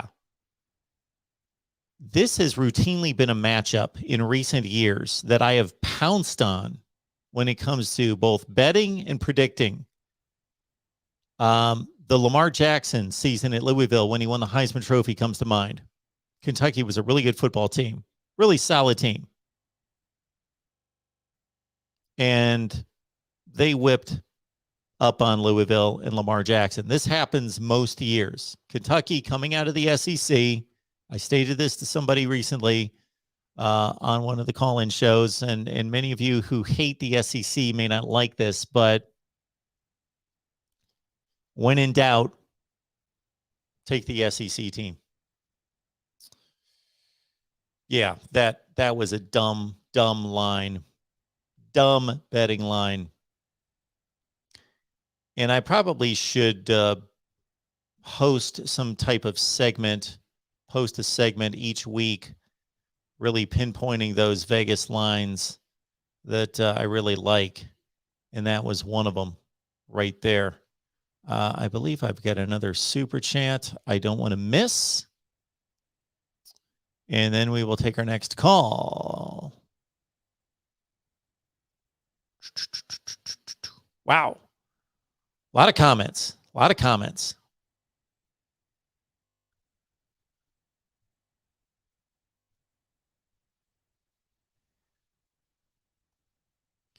Okay. I'm going to take the next call, but caller, keep in mind when I hit this next super chat, I may interrupt very briefly just to honor the super chat. So hopefully you heard that. Who's on the line? Hey, how's it going, Mark? This is Emmanuel. Hey, Emmanuel. How you doing? I'm doing great. What a day of college football. It was fun. It was fun. Excluding some of the pain I had to endure. Yeah, it was generally fun. Let me catch up with the super chat real quick here. Jared the actor, thank you so much for the super chat. Appreciate that. Go Hawks. Big Hawkeyes fan. Muck Fishigan. I'm glad I read that the right way. Muck Fishigan. The Hawkeyes are out. Oh, the Hawkeyes are our nation's bird. Okay, bring it back, boys. All right, the Big Ten Championship, yes, Iowa and Michigan. Okay, go ahead. Yeah, great day of college football. As far as, the excitement of the upsets and this and that, I'm mad at Auburn. I mean, I think where they blew it with not going by going out of bounds. I mean, I couldn't believe what I was watching. And then when you go to overtime against a team that's better than you with a tired defense and a hurt quarterback, you got to go for the 2-point conversion. But that's neither here nor there. But the Ohio State, thing, the fans were, I think last week saying we want Georgia. No, you don't. But it's like no surprise. I mean, look at their schedule. I mean, they beat the powerhouses of Akron, Rutgers, Maryland, Indiana. But whenever they played a semi-decent team like Emmanuel, who do you root Penn for? State, Who do you root for? I am an Arkansas USC fan, but you're the Arkansas USC it's Georgia. Fan. Okay. Yeah. Well, I understand. But this year, like I said, Georgia. I understand that Ohio State's easy to pick on tonight, and that's fine. They certainly gloat over other teams. When you have the best winning percentage of all time, those Ohio State fans will gloat about all their accolades and winning all the time and so forth. And when you get knocked down, then people are going to jump on you. So that's part of the deal. But you understand. But I mean, you can't be surprised. Whoa. Hang on. Let me finish. Sure. I always find it strange when people jump on other teams' schedules in parts and in small bits. Every team in the country plays bad teams. Georgia is only 2 weeks removed from playing Charleston Southern. So citing a game against Akron at the beginning of October, I don't really understand that. Ohio State has played Penn State, Nebraska, Purdue, Michigan State, and Michigan. I don't know that anybody in the country's played maybe somebody in the SEC West has played that kind of a gauntlet in a row, but that's pretty daunting. Is Nebraska really that good, though? I mean, Nebraska's not really. They have not won the games, but there are teams competing for national championships that barely beat Nebraska. Yes. They played everybody tough. Did they win any of the games? No. But we just saw them take Iowa to the wire, took Ohio State to the wire, Michigan to the wire, Michigan State to the wire, Oklahoma to the wire. Yes. Nobody beat them badly. Nobody even beat them decidedly. So yeah, Nebraska just screwed up every game. So no, it was not hard to beat Nebraska, but it was hard to beat them soundly because nobody did. So you just picked on the worst game of the 5-game stretch. Well, here's the other thing. The playoff can look really awful this year because next week will be the national championship, Alabama, Georgia. Georgia is, this is the worst Alabama team I've seen in years. Georgia should defeat them.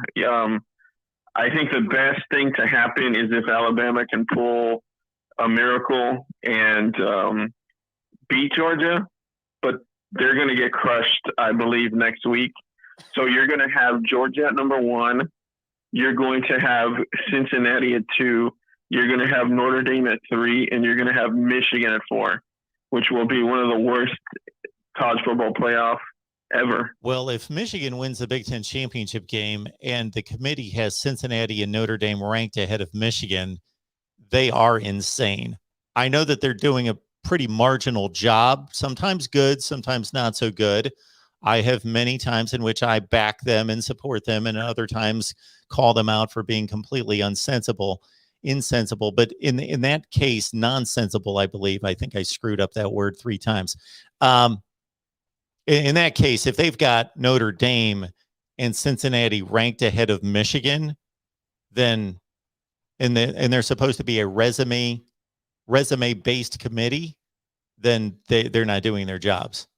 So that shouldn't be the Final Four if Michigan beats Iowa. If Michigan beats Penn State, Ohio State, Michigan State, Iowa, Wisconsin, and they're not ranked ahead of Notre Dame and Cincinnati, then this process is screwed up worse than I ever dreamed. But that wouldn't surprise me because it is screwed up.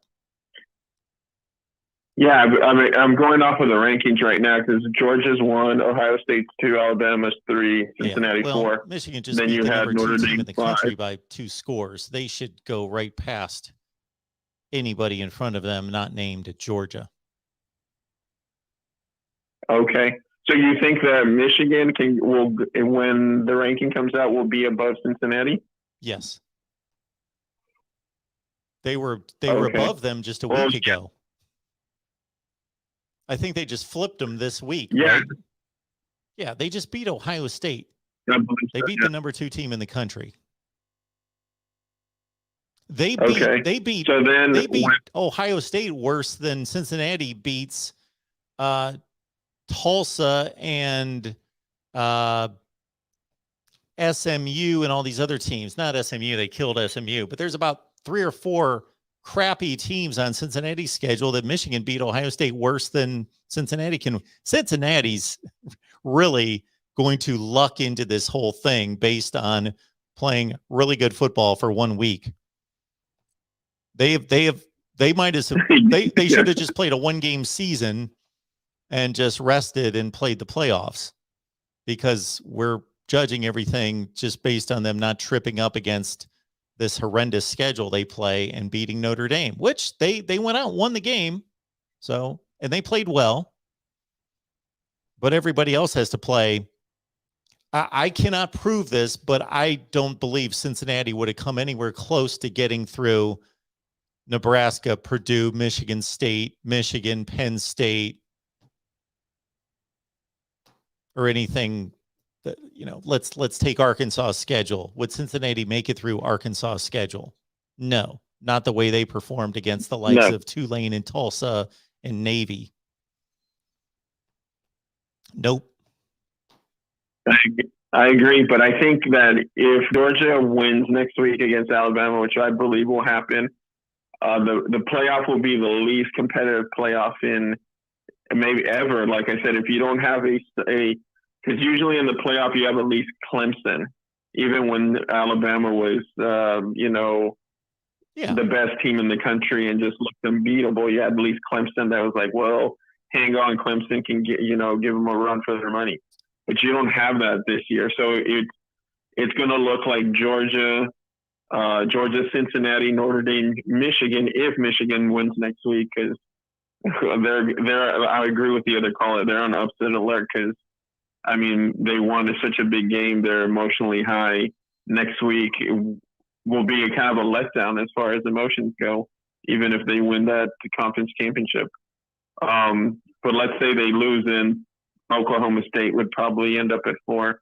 Oh, it's Lord. just going to be, if that's the playoff, just, then if we take Michigan out of this, if we take Michigan and Alabama out of this playoff and it's Georgia, Cincinnati, Notre Dame, and Oklahoma State, oh my word. Yeah, we might as well just hand the trophy to Georgia.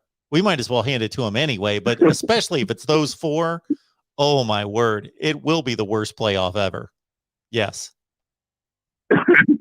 Yeah, so that's my fear. That's a bad playoff. Yeah, that's awful. I know. Wow. I've been doom and gloom about this season. I don't know why. It's probably because Clemson's down, because LSU's down, because all these other teams that typically, you know, you can argue, hey, anything can happen on any given Saturday, except for this season. Well, this is a great point that you're making, because a lot of people out there, including myself, have been rooting for chaos. So we've been getting chaos to a certain extent. I would like a little bit more, actually, but we've been getting, like, I would love an undefeated Wake Forest team right now. But anyway, we've been getting this chaos, but we kind of forgot that we need at least one heavyweight to show up to at least make it interesting against Georgia. We needed somebody else there. If that turns out the way you're setting it up, man, yeah. Ohio State or Alabama needed to show up in this playoff against Georgia. Yeah. I mean, if Ohio State won today, it would have been the playoffs would be interesting, because you'd be matching that offense against that defense. Well, then you'd be like, oh, you know what? This could get interesting. But Ohio State losing today and Alabama looking like, you know, I still have faith in Alabama. The way that they do, I can't think of it. I still have faith in Alabama, but you bring up a great point, and I will admit to Michigan fans, yes, I'm disrespecting you right now. And actually, after you just beat up Ohio State, I'm still saying Ohio State would be a better competitor in the playoff. And you have every right to say, we just whipped Ohio State. We're the better team. We're going to do better in the playoffs. And you have every right to say that, Michigan fan. So you have every right to say that based on the results on the field. But I need to see a little more proof. Yeah. Agree. Wow. But if Iowa wins the Big Ten championship game, wow. Yeah, that could be something else. I think the committee may just make a statement and say, we know that Georgia just beat Alabama 41-10, but we're still going to give Alabama a playoff spot because we just want to see if they could possibly make it a better rematch, and because we know nobody else will. Yeah, so if the game is close, let's say a touchdown, does Alabama stay in the playoff? They're one of the 4 best teams in the country. Should they? No, I don't believe. If the games really mean something, I don't think they should, but they are one of the 4 best teams in the country. Maybe the committee should just because I mean, if they Yep. I was going to say real quick, maybe if the committee just leans on its, so they have all these tenets, you know, conference championship and strength of schedule and all the things that they say. But when it comes right down to it, they've contradicted themselves so many times throughout the years that they've recently, the last few years, leaned on, hey, we just select the 4 best teams. So regardless of what happens next weekend, maybe they should just come out and say, Georgia, Alabama, Michigan, Ohio State, that's our 4-team playoff. We don't care what just happened. Maybe they should just do that. You know, yeah. But you know what? If Alabama, let's say, loses by 3 to Georgia, yeah, you would have to put it. I mean, Alabama wouldn't deserve to be in the playoff, but you'd have to put them 4. It would be a rematch the first game of the playoffs. Yeah. Which I don't think would make much sense. All right, Mark. Well, thanks for taking my call. So let's see what happens, but I hope I didn't put too much doom and gloom out there. Wow. I guess for some reason, with all these scenarios flying around, that never really hit me like that. I guess because I've assumed Ohio State was going to make it. And I really didn't assume it, but I kind of did. All right. Well, thanks for the call. I appreciate it. Hey, thanks, Mark. Bye. All right. Before I take this call, I want to get to this super chat right here from, I don't know what that comes out to, GIRC 765. So thank you so much for the contribution. We appreciate that so much. And anybody who wants to contribute, obviously the super chat's available, but also if you want to bypass YouTube, you can go to Venmo, PayPal, or Cash App and just search Mark Rogers TV. If these 2021 Michigan Ohio State teams played 10 times, what do you think the record would be? Okay. So let's play 5 in Columbus and 5 in Ann Arbor, and I think Ohio State beats them 7 times. There's my answer. I could go through some kind of long explanation of why, but I'll just basically say, I think Ohio State beats Michigan 7 times. But they did not beat them when it counted. All right, here we go. Welcome into the Voice of College Football. Who's on the line? Hey, Mark, it's Michael. How you doing, sir? Michael, you got the old oaken bucket. Yes, it is already home, finally, after 700 some odd days. Anyway, I got a question. A lot of people are thinking Notre Dame's going to leapfrog or Oklahoma State. I don't see that happening. Do you? Now, the only way I can see that happening is if Baylor beats Oklahoma State next week. People say Notre Dame's going to leap Oklahoma State? Frog. Yeah, it'd be one of the top 4 teams in the college football playoff. Not if Oklahoma State wins again. I know, that's what I'm saying. I wonder why everybody's thinking that's going to be the case for. I was talking with the people at the Purdue game about it last night. It's like, no, they can't, because they're thinking because of the money factor. Yeah, Notre Dame would bring in money, but Notre Dame's not because they're bowl game. The conference championships will start in Notre Dame. Am I right or am I wrong? Well, you're right in saying that not playing in a conference championship game hurts Notre Dame, and Notre Dame's schedule, albeit very deep, is not top loaded with very difficult games. Wisconsin's probably the best team they played. And then you've got a lot of good teams they played, Purdue being near the top of that list as well. But Oklahoma State's played in more difficult. Well, Cincinnati, I'm talking about their wins. I'm sorry. I'm talking about their wins. Okay. Where, yeah, they lost to Cincinnati by 2 scores. Oklahoma State's got their loss against Iowa State. So Notre Dame's got a better loss there. I guess there's a debate for Notre Dame, but I believe that Oklahoma State's going to make the playoff if they win. Well, depending on that Alabama-Georgia situation, that Oklahoma State most likely will get to the playoff with a Big 12 championship game win. What were they this past week? Notre Dame was 6 and Oklahoma State 7? I believe so. Yes. Yeah. Yeah. Now, do you see maybe Michigan leapfrogging Cincinnati and going to number 3? Yes. Or how do you see the top 4 shaking out next week? I believe the top 4 will probably, I don't know what my top 4 is going to be quite yet, but the committee's top 4, I believe. Let's see. Alabama beat a good team today, but didn't look good. I think, probably it's Georgia 1, Alabama 2, Michigan 3, Cincinnati 4. Okay. I would leap Michigan ahead of Cincinnati. I would leap Michigan ahead of Alabama. I would, I'll probably, don't hold me to this, but my final, well, you know what? I shouldn't even say. I want people to watch my video. So I'll my top 25 out tomorrow.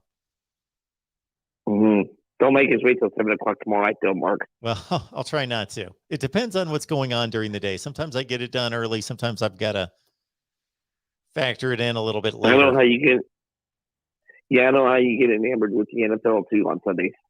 Oh, well, that the NFL doesn't hold me up. I don't not get to my top 25 because of the NFL. No. Mm-hmm. But I do love the Yeah. NFL. I do gotta ask you this though: if Bo Nix played, didn't have a broken ankle and he played, does Auburn beat Alabama? I believe so. Okay. Another thing I'm trying to figure out: worst case scenario, Michigan loses, Alabama loses next week. We're in Cincinnati and Georgia wins convincingly in the conference championship game. Who do you feel in Oklahoma loses to Baylor? Okay, let's run this through. Michigan loses, Oklahoma State loses, Alabama loses. Yes. Okay. Georgia's in, Notre Dame's 11-1. Iowa and Michigan are both 11-2. Baylor's 11-2. I think you're and Cincinnati's in. So Georgia and Cincinnati would be in. Will they be 1-2? Yeah. And I think they would go with probably, what's the score of the Alabama-Georgia game? I want to say it could be 31-20. 31-20. You're making it tough on me, Michael. Okay. I got to. I think their 4 would be, besides not wanting Georgia and Alabama to play a rematch, that would be difficult to get Alabama out of that 4 spot. But I think would Iowa run all the way up the board? That you would have to honor the conference championship. And the Big Ten has a lot of respect, and it is a tough conference, maybe the best, probably the second best. I think your playoff should be Georgia, Cincinnati, Alabama, Iowa. Can you imagine? Okay. Now, why couldn't Baylor sneak in? If they Iowa's played a better schedule. Better conference. I mean, how can they? No, why couldn't Baylor sneak in if they convincingly beat Oklahoma State? Even though they already beat Oklahoma State, beat them already this year. Well, the scenario you just gave me, I believe that they would give the edge to Iowa. Although, yeah, you're right. In Notre Dame, I forgot about Notre Dame. But Notre Dame's 11-1. Wait a minute, Notre Dame. Yeah, they probably still go with Notre Dame over Iowa. That's probably your playoff would be Georgia, Cincinnati, Notre Dame, Alabama. But I don't know, 31-20 and Iowa just won the Big Ten championship. That would be tough to take. That the SEC gets 2 spots and that Iowa does not make the championship after they beat Michigan and Wisconsin the last 2 weeks and won the Big Ten, which might be the best conference. Might be. Uh-huh. Those are some great scenarios you got there, Michael. Now, let me flip the script. Say like Alabama's all world beaters and they smack Georgia next week. Yes. Is there a way Georgia can only make the playoff, college football playoff? No, they're in the playoff. They will be in the playoff.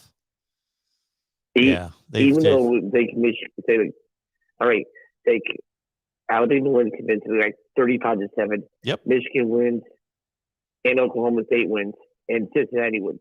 Is there a chance that Georgia will be on the outside looking in? Well, they didn't win a conference, and they get blown out. Wouldn't that be something? Alabama beats them 38-7, and Michigan's got 1 loss in Oklahoma State and Notre Dame and Cincinnati. Goodness gracious. Yeah, I think Oklahoma State would get left out.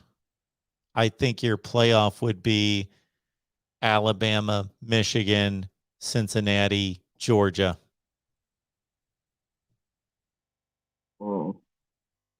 Even if, Oklahoma State wins convincingly against Baylor. You need to write me an email, Michael, with all those scenarios. I might post a video. I like all those scenarios. I can Those do are that. difficult. But I wish I could start writing for you theory too. All right, I can start doing that here we'll get on for you. that. Go to voiceofcollegefootball.com. Mm-hmm. All right. Now, and you won't start doing your bowl stuff until what? Next Saturday night, as far as your bowl predictions? Oh, my bowl predictions. Yeah, I meant to get to that this week, but you got to understand I'm recording like 12 hours a day. So I just didn't get to any bowl projections. But now that we've only got really a handful of games to deal with this week, yeah, I should do some bowl predictions. That would be fun. Bowl projections and playoff scenarios. All right, sir. Well, thank you, Michael. Yeah, I'm just waiting till next Sunday. See what Purdue does. All right, take care. It'll be something else. Yes, Purdue 8-4. Good job. Yep. Jeff Brom coaching the year in the Big Ten, maybe, or is that gonna be Harbaugh? Wow, yeah, Harbaugh kind of played his way into it. I was thinking Mel Tucker, but yeah, that will be quite a vote between those three. And then if you vote for Brom, certainly PJ Fleck, and winning the West was no small feat by Iowa. It's just like picking the best teams in the conference. Shoot, we know who's in the championship game, but shoot, Purdue beat Iowa by 17, and Ohio State blasted all those other teams. And the Big Ten is loaded with a lot of good teams. Those aren't necessarily the two best teams in the conference, but they made it. They made it. All right, Michael. Yep. All right. Thank you so Thanks, much. Mark. Take care. You too. Yeah. Bye. All right, folks. If you own a business, I have a recommendation for you. If you need a line of credit or lines of credit, you got to find get business credit.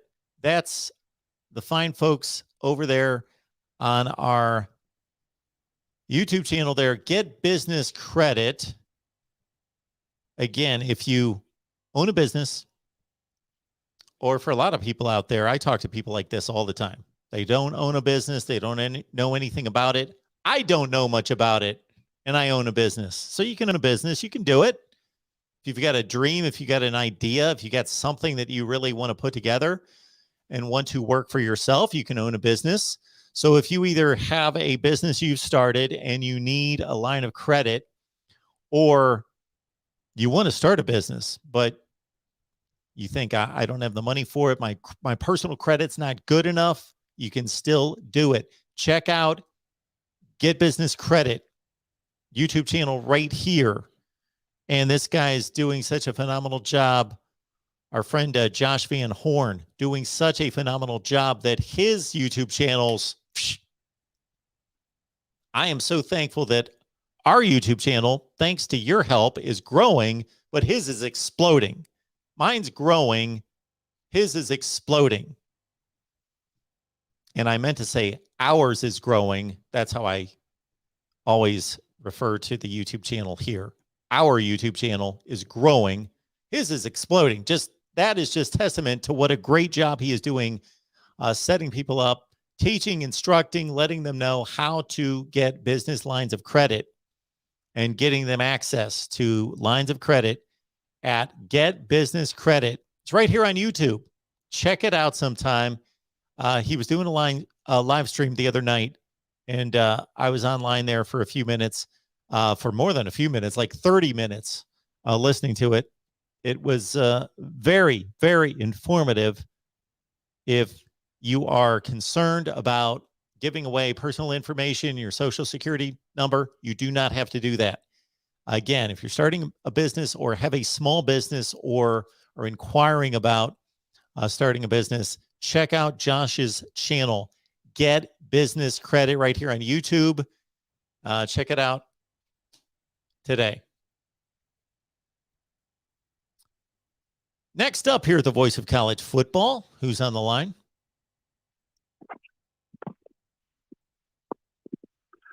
Well, the man that gives college football its voice, the great Mark Rogers. Let's give him his due. Hi, and how are you, Mark? Hey, David. I am doing just fine. How are you? Can we commiserate right now, Mark? Yeah, that was rough. Well, you know what, though?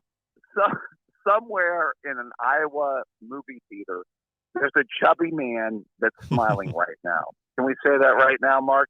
Is that a fair statement? I don't know how he determined that he would find out and learn of the final score. I don't know if he had a process for that as well, whether that was as soon as the movie's over, as soon as he hits, the brightness of day or the light outside the dark movie theater, that he was going to jump on his phone immediately, or he was just going to what his approach was to that. And I would have loved to have been there to seen his response. Would you really, Mark? To be honest, sure. As an Ohio State fan for all your life, Mark. Yes. I mean, seriously. Okay. Well, and it may come across as me being a very mild Ohio State fan or a very well-tempered Ohio State fan, but believe me, I have been from 1976 on as passionate of an Ohio State fan as you can imagine. Even though it doesn't come across, I get it. Even though it doesn't come across here, because I run this channel as a neutral observer analyst. You don't remember every score in the history of Ohio State football. And when I say the history, I mean going back to when I started watching. If you don't bleed, and you don't start a YouTube channel talking about college football unless you have one team that has your heart. So, right. Yeah, I'm hurting today, I admit, but nowhere close to 1980 and 86, and I could name 20 other times. So it's not what it was, but that was tough to watch. All I can say is this. The first time I watched Ohio State, we lost to Jim Harbaugh. And the last time I watched Ohio State, we lost to Jim Harbaugh. So that makes it equally tough. I'll just say that. All I have to say as an Ohio State fan is let's give credit where credit is due. They beat us up today. They won at the line of scrimmage. They dominated the trenches. And I want to give credit where credit is due. I just don't want to sound like a sour Ohio State fan, because that is not who I am. I want to give credit where credit is due. So just let me be honest. And I will say that to the TTUN fans, I will give you credit. But I tell you what, you will come to Columbus and there will be hell to pay next year. I want you to know that, because it will be hell to pay, because we are going to kick your ass next year. Pardon my Swahili, Mark Rogers, but I have to vent right now. I'm sorry. I'm not used to this as an Ohio State fan, and we have a lot on the line here. This is not like a 9-3. This is not 95, 96. This was playing for something today, and that's what hurts, Mark, is we were playing for something today, and that's what bothers me. And that's what eats in my craw as an Ohio State fan. And I'll tell you what, I had a bad feeling at the end of the half when we settled for a field goal, and the first possession of the second half, we went 3 and out. Yeah. And that bothered. Yeah. And I'll tell you this, as an Ohio State fan, you know what? Ryan Day has his 2013 Urban Meyer moment. Because remember what happened to the 2013 Ohio State defense? They went into the toilet. And we almost lost up there in 2013. Mm-hmm. Remember that, Mark? Oh, yeah. Devin Gardner was a 2-point conversion away from beating us. We made him look like freaking first Hall of Famer Joe Montana that day. And Ryan Day has to correct this. He has to improve our defense, and we got to get better.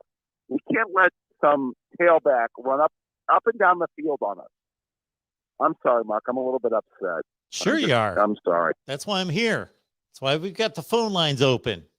So, well, the question that won't be answered until next year and the year after and the year after and the year after would be whether this has tilted the landscape of the Big Ten, whether this has really altered anything, or this is just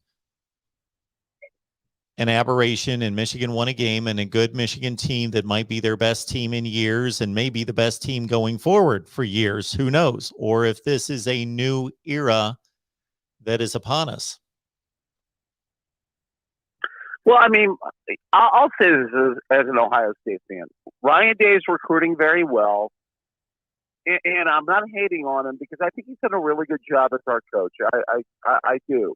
But I think he's at a crossroads moment. I think he has to repair the defensive staff. He's got to go in. He's got to make some changes. He's got to find a really good defensive coordinator because this will not stand as an Ohio State defense for the last 2 years for us to look like hot garbage is a joke. And I told you that after the national championship game last year. We have to make staff changes. We have to find a better defensive coordinator. We have to repair this defense. There is no reason. And I'll tell you this, Mark. I commented on this on the Buckeye chat. When was the last time you found Ohio State linebackers to be top-notch, Mark? Really? When was the last time? I think the last time that they were elite were the national championship team in 2002 and then into the 03, 04, 05, that AJ Hawk, Bobby Carpenter run right there. Yeah, I mean, Mark, I don't see any AJ Hawks, James Laurinaitis, Darren Lees, or even Ryan Shazier's running out of that locker room right now. No. Say that. No, none of those guys. Those guys, boy. Yeah. I mean, I listened to Gerdeman after in the Buckeye Scoop after the game, and they had a great point. They said when a former running back is your best linebacker, guess what? That's a bad sign. Yeah, it's a bad sign. And it's all credit to him that he's that good, but he shouldn't be better than guys than guys that have been linebackers in the program for 3 or 4 years. Absolutely, that's a bad sign.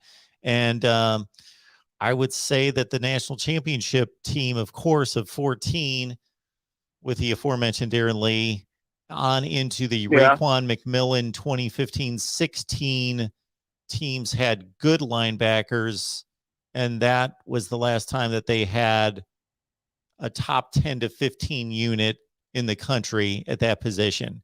And since then, it's been a lot of substandard play at that position. And you know what the bad part about this year, Mark, is I feel college football is wide open this year. You know how we've talked about there's like super teams the last couple of years where you've had like Clemson, Alabama, LSU, us. We've all been in the mix. I feel it's kind of wide open this year. Don't you feel the same way? Well, until we see different people believe Georgia's the best team, I do as well. I think you do as well. And they appear as though they're going to steamroll, but we've seen other teams that we thought were going to steamroll to a championship in various sports get tripped up. But other than Georgia, certainly seems wide open. Yeah. You know what's interesting, Mark, is this is the first year where, and I commented on this, a good friend of mine is a Georgia fan. We talked about this. This is the first time where a defensive-dominated team is the best team in college football because we've been so offensive-dominated for the last 2 years, haven't we? Probably when you think about it, right? Probably since those Alabama teams of 09, 11, and 12. Right, yeah. Because the game has changed. I mean, we're a much more offensive game right now, which is what gave me hope these last few games because Ohio State on a fast track these last few games, I would have loved to have seen our offense in Indianapolis on that turf. But I texted my kids late last night. The forecast for Ann Arbor at noon tomorrow is 23 degrees and snowing. Uh-oh. Yeah, you know what, though? I'll tell you what. I don't want to make excuses. I want to give them their victory. Oh, absolutely. They deserve it. You've earned it. Long overdue. You beat us down in the trenches. You kicked our butt in the trenches. Mm-hmm. But I'll say this. In 360 some days from now, there will be hell to pay.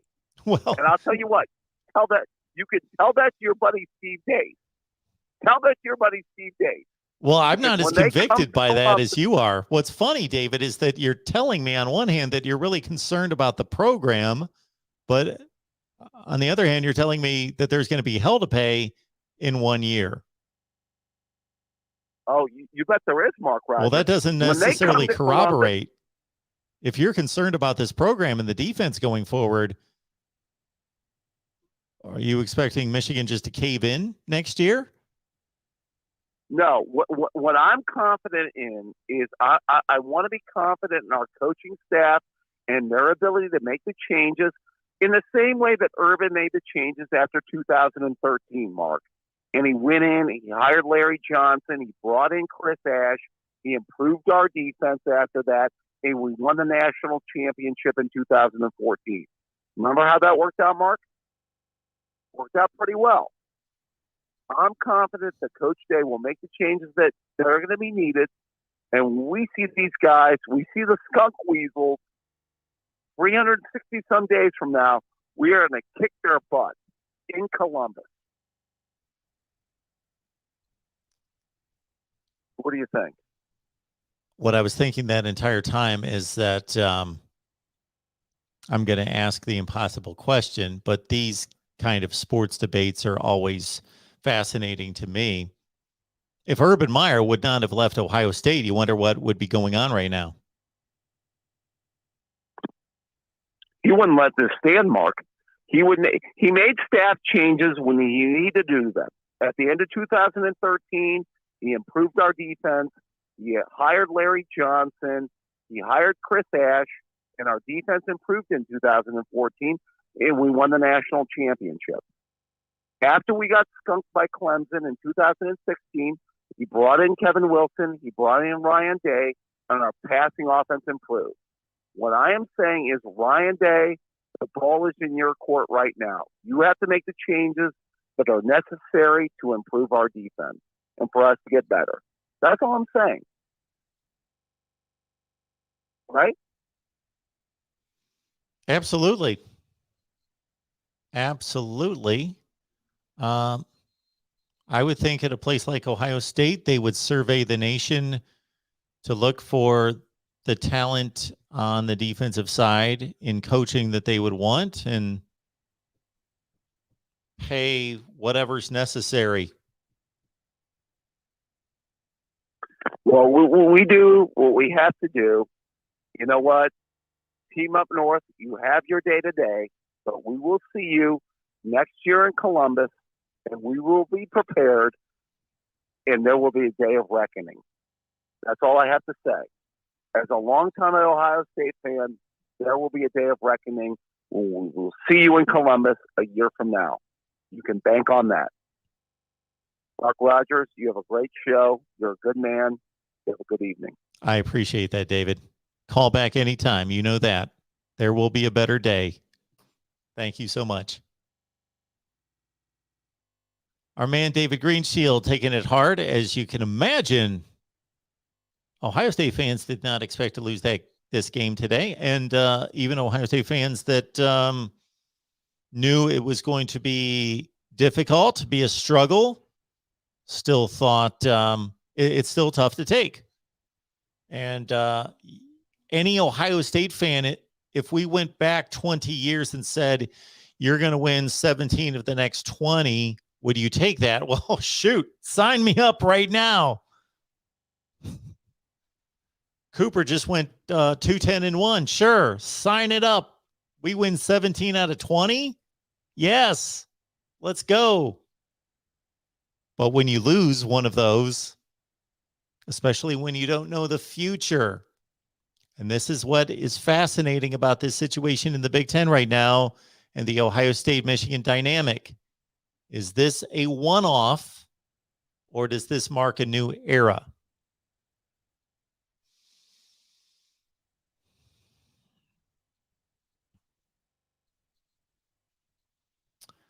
I do know that Josh Van Horn's got an exceptional YouTube channel, Get Business Credit. So here's your deal. If you're starting a business, want to start a business, or you have a small business and you need financing, you need credit, and you're not confident about your personal credit,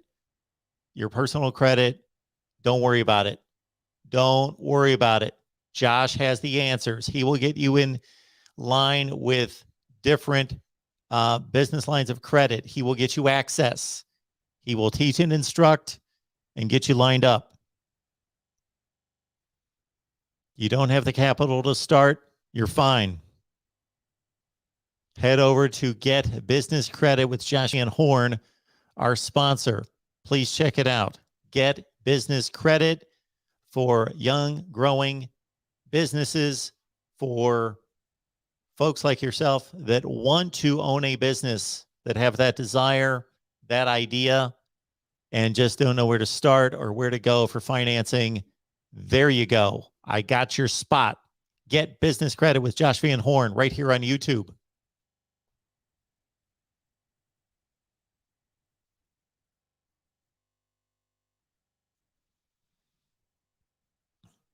Super chat coming in from Justin. We appreciate that, Justin. Thank you so much for that. It's lunacy that there isn't a 14, did I read that correctly? 14-team playoff with the same format as the NFL. It would add so much excitement to college football. Okay, Justin. The sentiment is spot on by you.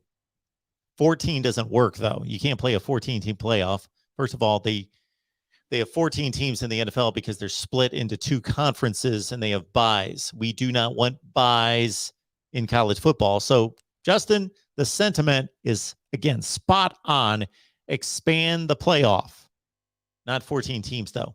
Byes do not work in college football because you cannot sensibly, fairly award byes. You can in the NFL because they play like schedules. And so it is very sensible and fair to determine that the 14-2 Kansas City Chiefs earned a bye and the 11-5 Baltimore Ravens did not earn a bye because they play almost exactly the same schedule. But in college football, that is not fair, equitable, or easily determined. So stay away from byes. So it's got to be 4, 8, 16, etc. So everything else there, Justin, you're the man. We're right there with you. Most of us.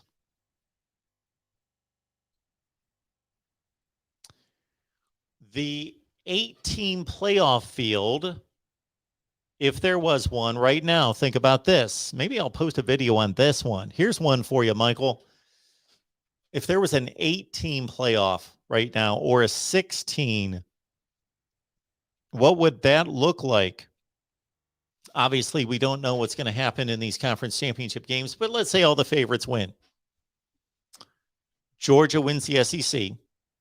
Let's say Wake Forest wins the ACC. Michigan wins the Big Ten. Oklahoma State wins the Big 12. And Oregon wins the Pac-12. So those are your 5 teams in the 8-team playoff. Okay? Those are your 5 conference champions. Georgia, Wake, Oklahoma State, Michigan, Oregon. Then Cincinnati makes it. That's 6. 2 wild cards.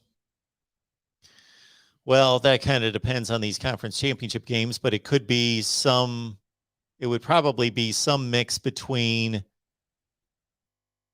Ohio State, Alabama. Those would probably be the 2, right? And Notre Dame. Between those 3, they would get the 2 spots. So your 8-team playoff would be something like this. Georgia, Alabama, Wake, Ohio State, Michigan, Oklahoma State, Oregon, Notre Dame.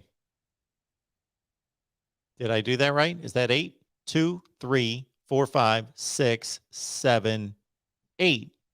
Cincinnati. No Notre Dame, Cincinnati.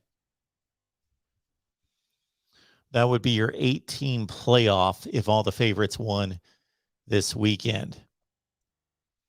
You can do the 16 in a number of ways. If you just want to take the 16 best teams in the country, then you're probably going with Alabama, Georgia, Ole Miss, Wake, Ohio State, Michigan, Michigan State, Iowa, Notre Dame, Cincinnati, Oklahoma State, Baylor, Oregon, Utah,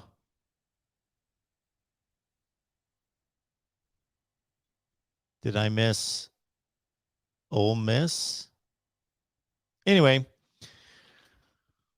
two basic ways you could do 16 teams would be just take the top 16 teams in the rankings, which for as much as I think the committee rankings are horrible, I would be okay with that because we're talking about the 16. And if you can't make the top 16, then forget it. You know, you don't have a claim. So they can't screw that up as badly as they can screw up the top 4. So I'm okay with the top 16 coming from the committee rankings, although that would not necessarily be the way I would do it. And I've outlined my 16-team playoff, and we'll do that again in the off season. Or we could do it this way. If you want to truly include the group of 5 and make this conference championship weekend really special, all the conference champions make it, okay? So let's say that's Georgia, Wake, Michigan, Oklahoma State, Oregon, Cincinnati, and then who wins Conference USA? Like UAB, Louisiana in the Sun Belt, Fresno State in the Mountain West, for example, and whoever wins the MAC. I have no idea who's doing well in the MAC right now. There's 10. And I know that sounds ridiculous, but award all the conference champions. Just bear with me. And then you got 6 wild cards. And that would be based on record, strength of schedule, etc. And again, I've done this more scientifically and more in a format that is airtight. So I'm just spitballing it. And we'll get to those videos in the off season. And then your wild cards would be Alabama, Ole Miss, Ohio State, the loser of the Big Ten championship game, maybe Notre Dame, and then maybe like Oklahoma or Utah or somebody, Clemson. And really, if you think about that, we're only delving into one 9-3 team if Clemson made it. If they barely made it as a wild card in that scenario, all those other teams are 10-2 minimum. So people that go crazy about 16-team playoffs are watered down. I just named a bunch of 10-2 teams. We did not delve into any 9-3 teams. And even at that, we probably could have gone, who knows, BYU might be playing for a playoff spot right now. If they finish 10-2, shoot, put them in a conference. Well, they will be in a conference in the Big 12 here coming up. Super chat coming in here from comments all over the place.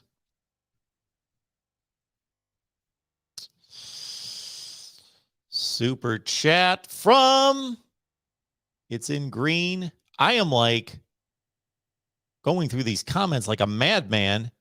I haven't gotten there. Christopher, thank you so much for the super chat. Appreciate that so much. How much of a bump do you think Cincinnati making the college football playoff would give their recruiting?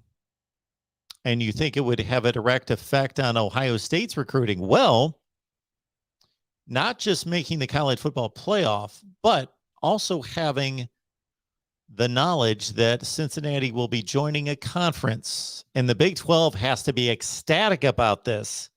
So the Big 12 is adding UCF. They bring in all that Florida recruiting.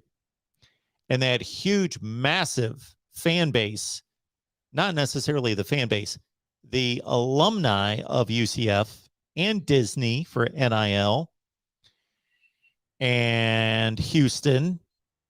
Talk about recruiting base. Houston, and BYU that we just mentioned, and their national brand. And yes, Cincinnati. So that synergy between the Big 12 being hyped that they're bringing in a team that made the college football playoff without them. Now they're bringing them into their conference as a former college football playoff participant. That's big for the Big 12. And now Cincinnati can say to recruits, we made the college football playoff when nobody else could do it. Nobody else could do it. Houston tried, UCF tried, Boise State. Nobody else could do it. We did it. And now we're going into a major conference, and it's going to be so much easier.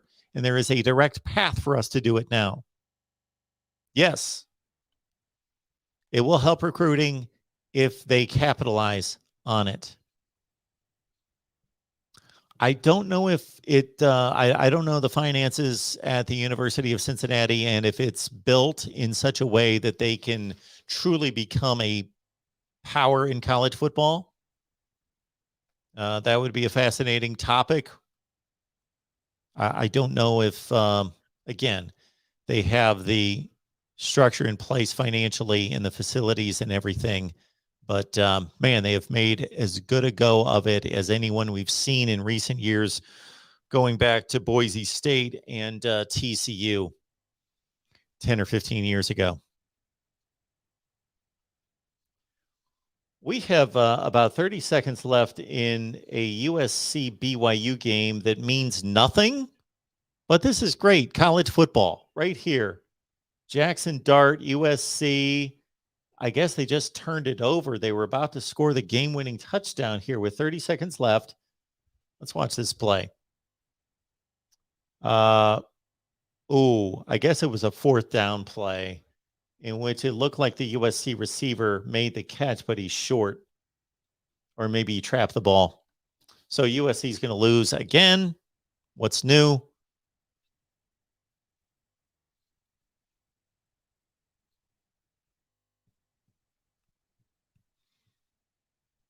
But, man, appreciate everybody being here at the Voice of College Football. Thank you so much for joining us. My top 25 that actually makes sense. Please check it out tomorrow. Also, we've got a number of videos that we can post. Bowl projections. Had a request on that from Michael. Also, an 18 playoff, what that would look like this season and what a 16-team playoff would look like this season. And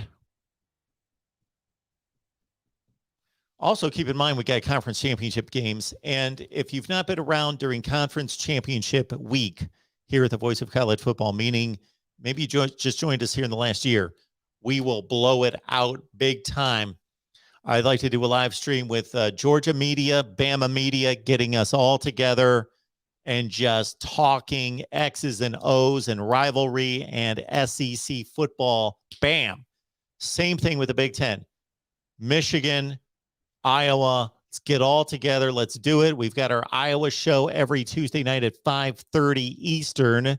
So look out for that. But we want to bring some Michigan folks in there too. So that's going to be awesome. We will hit the group of 5 angle. Yes, we will. We're also going to hit, yes, I have not forgotten about the ACC. We will talk Pitt and Wake Forest. If I have to produce a video on my own, I will be a Wake and Pitt expert by the time that rolls around, and I will produce a video previewing the ACC championship game, Wake and Pitt. Then, of course, we've got Oklahoma State and Baylor. We will look for media contributors from those two squads. Utah, Oregon, same thing there. We've got our Utah and Oregon contingent to bring together. We will get after it this week. You can trust us to blast away at the college football analysis. And again, the group of 5 in the Cincinnati-Houston game, that could be a good one. Cincinnati is better. Houston has not played a difficult schedule. They lost to Texas Tech in week 1, but they're a much different team now. That could be interesting. And maybe Cincinnati's long gone. Maybe they get beat. We shall see. Yes, Cheryl will be here. This is the reason for all of you guys to come back. Cheryl will be here. Cheryl's always here. We appreciate Cheryl and her loyalty and allegiance and her presence here in the chat. You guys get me fired up. You guys get me going, and you guys keep us going here at the Voice of College Football. So thank you so much, everyone, for being here and building the channel. And again, the good news earlier today during our live stream, since we started, was that the Iowa channel went over 1,000 subs. So thank you for those of you who are not Iowa fans, especially. Thank you for subscribing. We appreciate it. And thank you so much for that. Thank you so much for that. All right, folks. My top 25 that actually makes sense. And be looking out for the notifications to know when we go live. And we'll be producing videos like crazy highlighting championship week. So we go from rivalry week into championship week. And this is college football at its best as well. Championship games. Love it. Conference championship games. So be here, and we will do our very best to set you up for all the big games coming up this weekend right here at the Voice of College Football. We will see you next time.